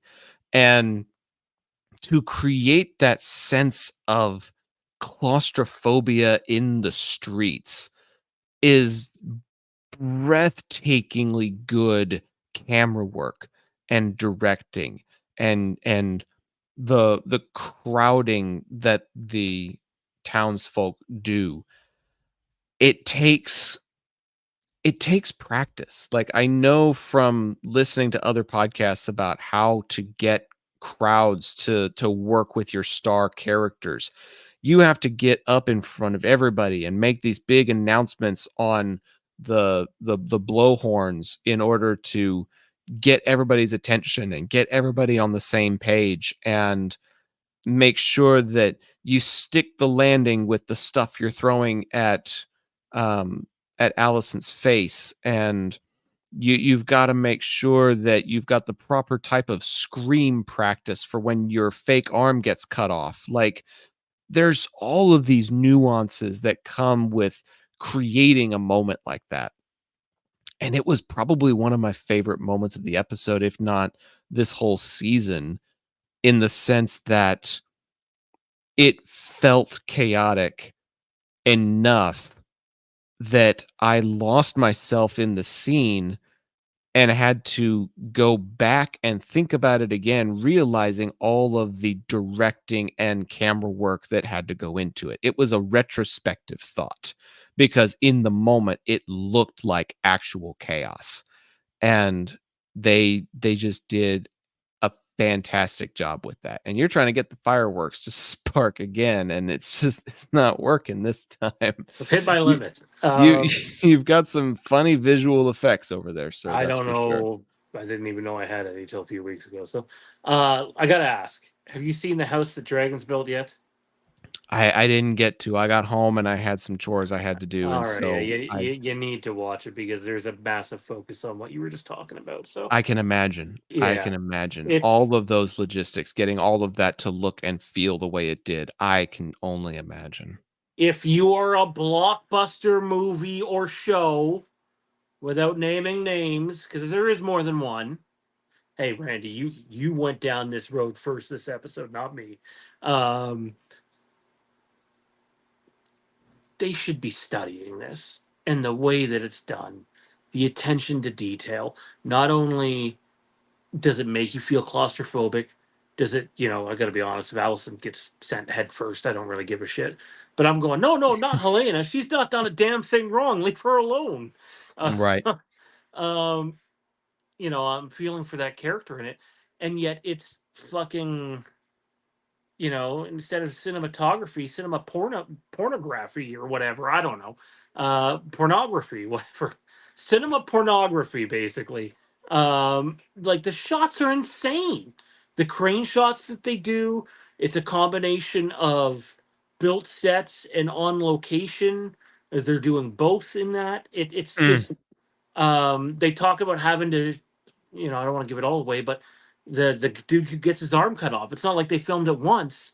It's again and again and again and again to be Right. able to achieve. Like, if you're a blockbuster show with a blockbuster budget or movie, you should be studying what this show does, because nobody does it better. I can't disagree. There's too many programs out there that I'm currently watching that need to take notes. That's for sure. Speaking of take notes, we're gonna make note of one more element before we call it here on this program, and it's a very deep conversation that I really wasn't anticipating. That takes place at the very end of the episode here, as Missaria tries to comfort Rhaenyra, who is still having a lot of trust issues with men and having a hard time figuring out her place in her own kingdom. And Missaria starts telling this story about how her father took advantage of her and she became pregnant. And now, because of the trauma of it all and because of how they were getting rid of the child, she's no longer to have any children, period. Which harkens back to season 1 when Damon was talking about how she was pregnant. Like, she probably got really pissed off at that statement because she physically, literally could not do what he announced she was going to be doing. And that had to have been a really touchy subject. And now we have better context of that. But she said that all of those things made her steadfast and that she sees steadfastness in Rhaenyra as well. And then hugs and comforting one another leads to deep neck breaths, and those deep neck breaths lead to a very unexpected kiss. And apparently that is the point that you're at in the episode, sir. Great. Thanks for the spoilers. Uh, but it it's so interesting to like also hear the behind the scenes of that as well, because it was originally just going to be a hug, and it was Emma Darcy's idea to escalate it and take their bond a little bit further. Sean, I'm going to give it to you first because I've thrown it to Randy first the last couple of times. What do you make of the way that this escalated, and what does it mean? Oh, now you've got thunder and lightning behind you. What do you make of this decision for Rhaenyra's character, and what kind of implications it has moving forward? I'll say the unpopular thing and say I did not like it. I've, part of this is not watching it in a window and paying attention to social media and watching people's reactions and listening to podcasts on the entire season as a whole. And for weeks now, I've heard Damon better not cheat on Rhaenyra. How dare him? He's gonna do it. He's gonna fuck up. This guy's unloyal, unfaithful, and it's fucking her that does it. Like, get your fucking head in the game. Like, you're worried about what? Fucking your uncle husband's ex squeeze? Obviously, it doesn't get that far. But like, let's not forget, like, it's not just like another woman she's doing something with. It's that connection he had with her, and she's married to it. It's pretty fucked up, if I must ask. And it showed a bit of that fucked up side of Rhaenyra. And I think that, well, Massaria is has been all of a sudden they just started Game of Thrones episode 1. We don't want that. Or do you? Well, we do. We'll get to that, but we're a bit away from that still.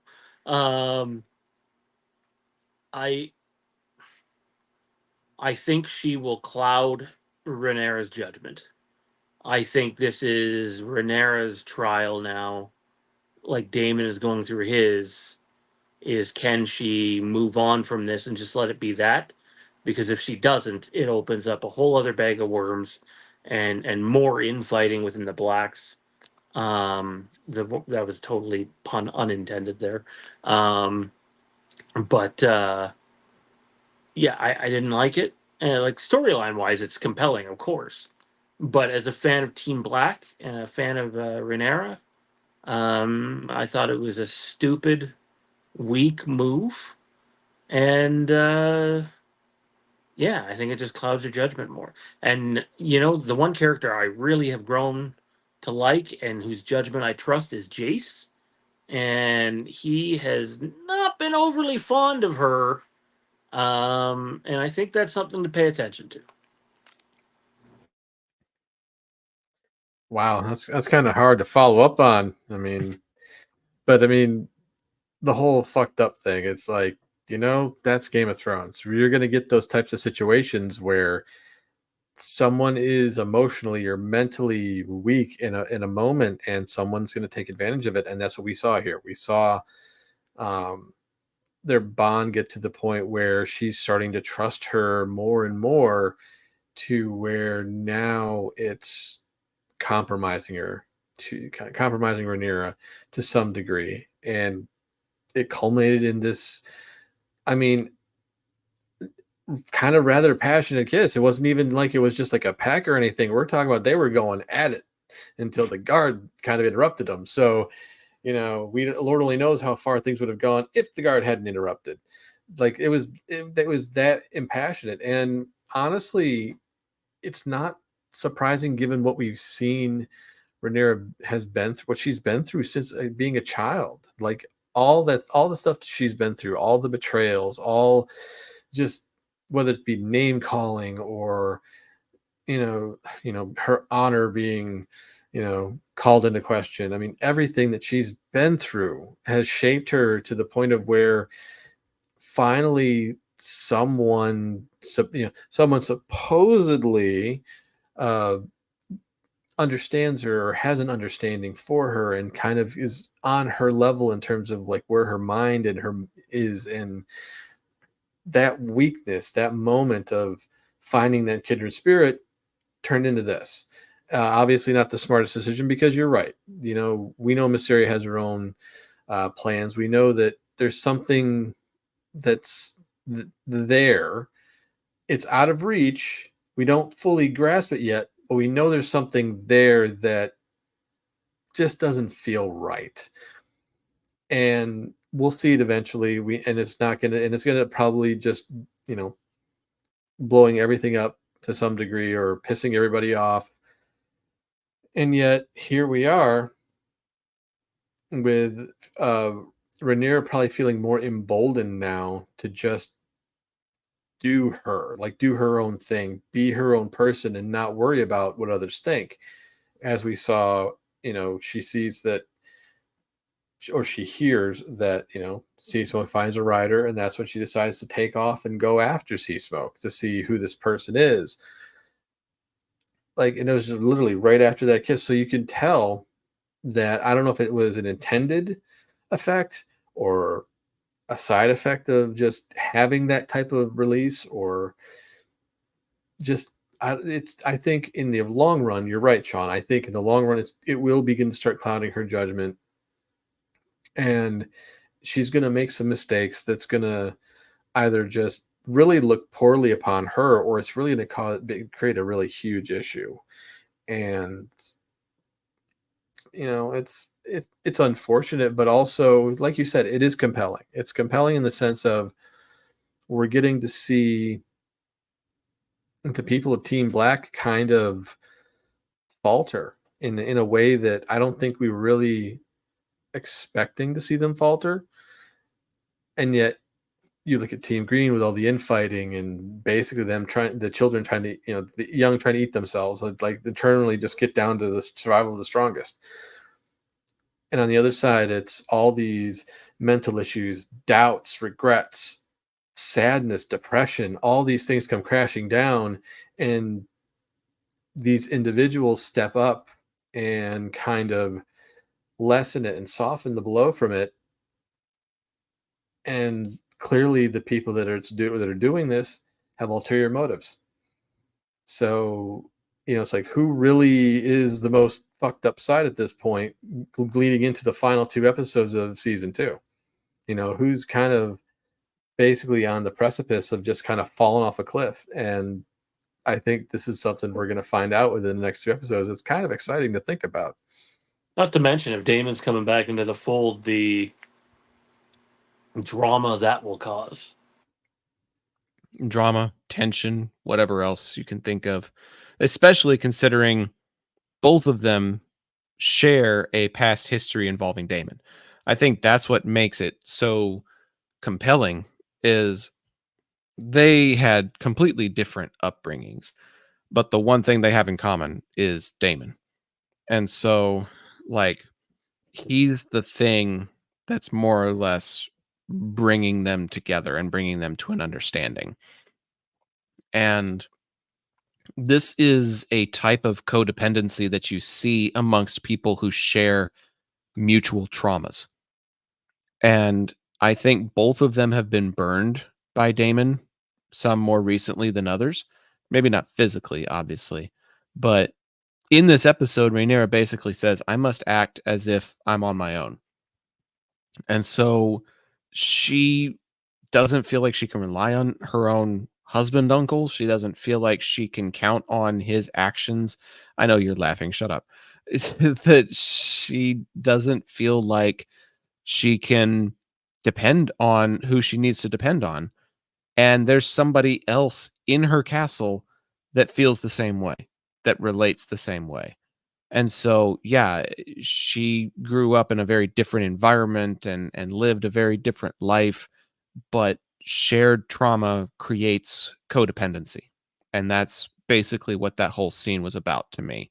And maybe it was empowering to a certain extent, because she was thinking about doing all these different things. She had plenty of thoughts on how she wanted to proceed, but now she's actually acting on it by going after Sea Smoke. And so, who knows? Maybe that kiss emboldened her. Maybe it's going to frighten her. Maybe it's going to cause her to stumble. Maybe it's going to cause her to, have further problems with Daemon, or maybe they have a threesome together. God knows. I don't know. Like, this show could go so many different ways with how they want to proceed. And for Sean, that's just fireworks. Why in the hell not? But it's important either way of whether we approve of it or we disapprove of it, or, what the relational component side of it is. Like, it's going to create drama. It's going to create other situations and other conversations that are going to enrich in the lore of the show. So whether it does it for us or not, I think to a certain extent is kind of irrelevant, because what it's doing is giving us more compelling characters. And I think that's all we want out of this show, is we want more depth. We want more character development. And this was a pretty big development for Rhaenyra's character. So with that, do we name her the MVP of this episode, or do we have somebody else? As we get ready to go into final thoughts on the episode as a whole. And then we may try to bring up which side won the episode. I don't really know if there is a winner. I guess because of the gift, I would say Team Black is the winner, because they rallied the Smallfolk to their side and kind of landed a PR blow to Team Green. But what do you guys think? Who won and who's your MVP? Go ahead, Randy. I'm going to say, based on what we saw from both sides, I'm definitely going to go with Team Black as the winner, just because it felt like there were more positives for them, um, to some degree, versus Team Green, where we're seeing just more infighting and they're just self imploding because with the lack of Otto. So I definitely would give the winner as Team Black. As far as MVP goes, um, based on just so many different stories, but I'll have to go with um, Rhaenyra, just because we got to see just, you know, her fail but yet succeed, like in terms of just finding a strength to start finally doing things for herself. And counsel be damned, because this is something we've been waiting for her to do for a while now, and now that we're finally starting to see it, yeah, that's why I'm saying that the fact that she's found this strength, that's why she's the MVP for me. Sean, winner and MVP from you, sir.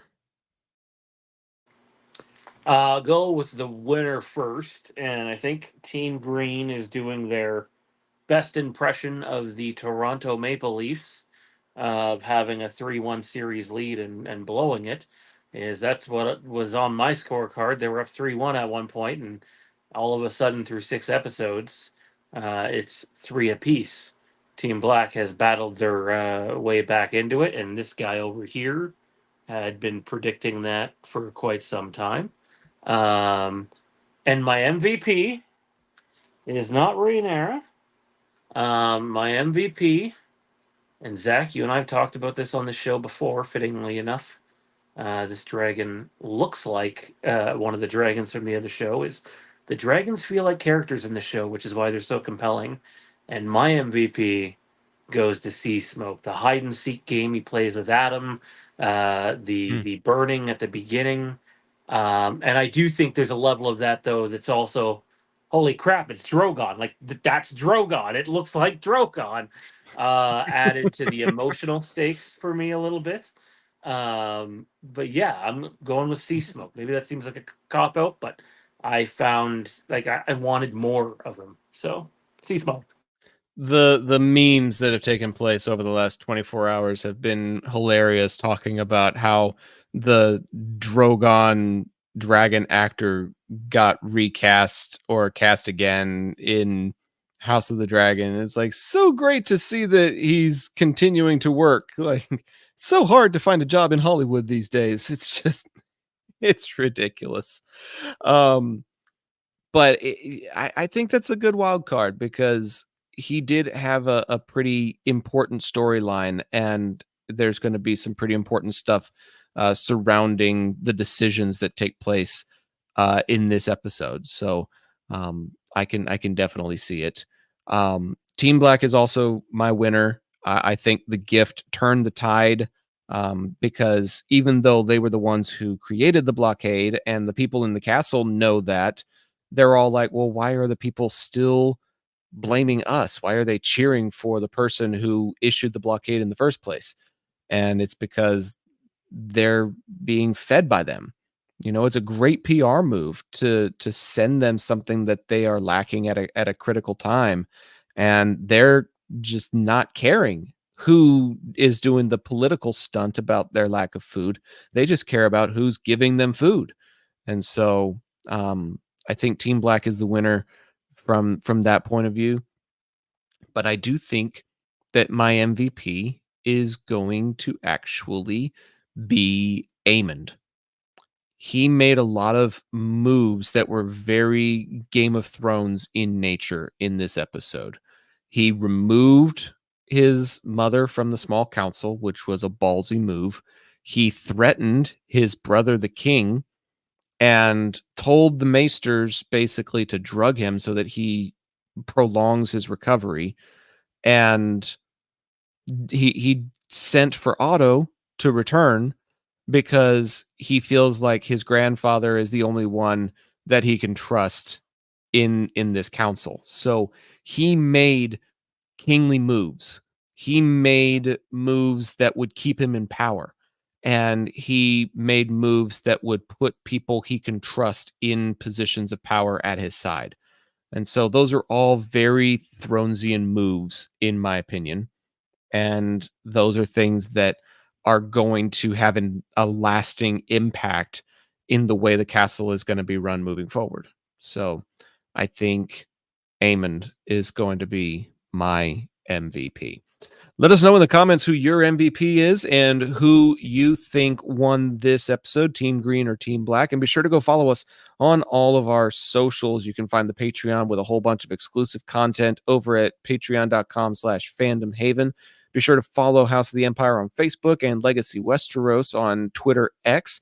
And hit the like and subscribe button to this video if you enjoyed this 2-hour plus conversation. It's been a great roundtable. Randy, thanks for taking the time out of your evening to be a part of it. I'm just glad to be here. I mean, I'm just glad that we get to have fun like this because, not every conversation can be as in depth as what we go with some of our thoughts here. And I really do enjoy it. So do I. Sean, always fun getting to do this stuff with you. Looking forward to next week. Fireworks going off one more time. That's a fitting way to close out the night. Did I miss anything? Any other announcements that the fans need to be aware of? Randy and I got the Legacy of Star Wars tomorrow night, 9 p.m. Eastern, over on the Legacy of Star Wars YouTube channel. I know some people missed out on our first broadcast over there because it was hard to find when you start a new YouTube channel, or one goes inactive for a bit. It's hard to get the traffic back and to get YouTube to share it, and you just got to keep working at it. It eventually gets there. But tomorrow night we're going to talk about will Acolyte get a season 2, but more specifically some big reports that came out today about the next Star Wars movie and what it may contain. So if you're interested in that, tomorrow night 9 p.m. Eastern. Oh, and then, obviously, Zach, the whole reason that this show is possible, maybe you can plug that. Yeah, for sure. I mean, I'm just happy to have the logo up there, but Zach Arnold Productions has been having a lot of success lately in the Dallas-Fort Worth area here in Texas, and we've been able to find ways to transfer that success over to the broadcasting side and the production side of things. And so we're excited to be partnering with the Legacy of Westeros YouTube page and helping with some of the behind the scenes efforts in order to make these programs as regular and as awesome as possible. We focus on mostly broadcasts for sporting events. You'll see me doing some baseball, football, soccer type stuff if you follow me on Zach the Voice. But podcasting is something that I have done for over a decade. So to support this Game of Thrones podcast is something that I truly get a lot of joy out of. But Zach Arnold Productions is a title partner of the Legacy of Westeros and all of its different programs. And we're excited for what the future holds for this channel and for Zap Energetic Media Solutions. So be sure to go follow Zach the Voice on different socials to find out more. And be sure to tune in next week for our discussion on the penultimate episode of Season 2 of House of the Dragon. But I think that is going to do it for this edition of House of the Empire. For Randy and Sean, I'm Zach, thanking you for tuning in. We're signing off for now, and we'll see you next time when the Empire returns. Do you know what legacy means? It's what you pass down to your children and your children's children. It's what remains of you when you're gone.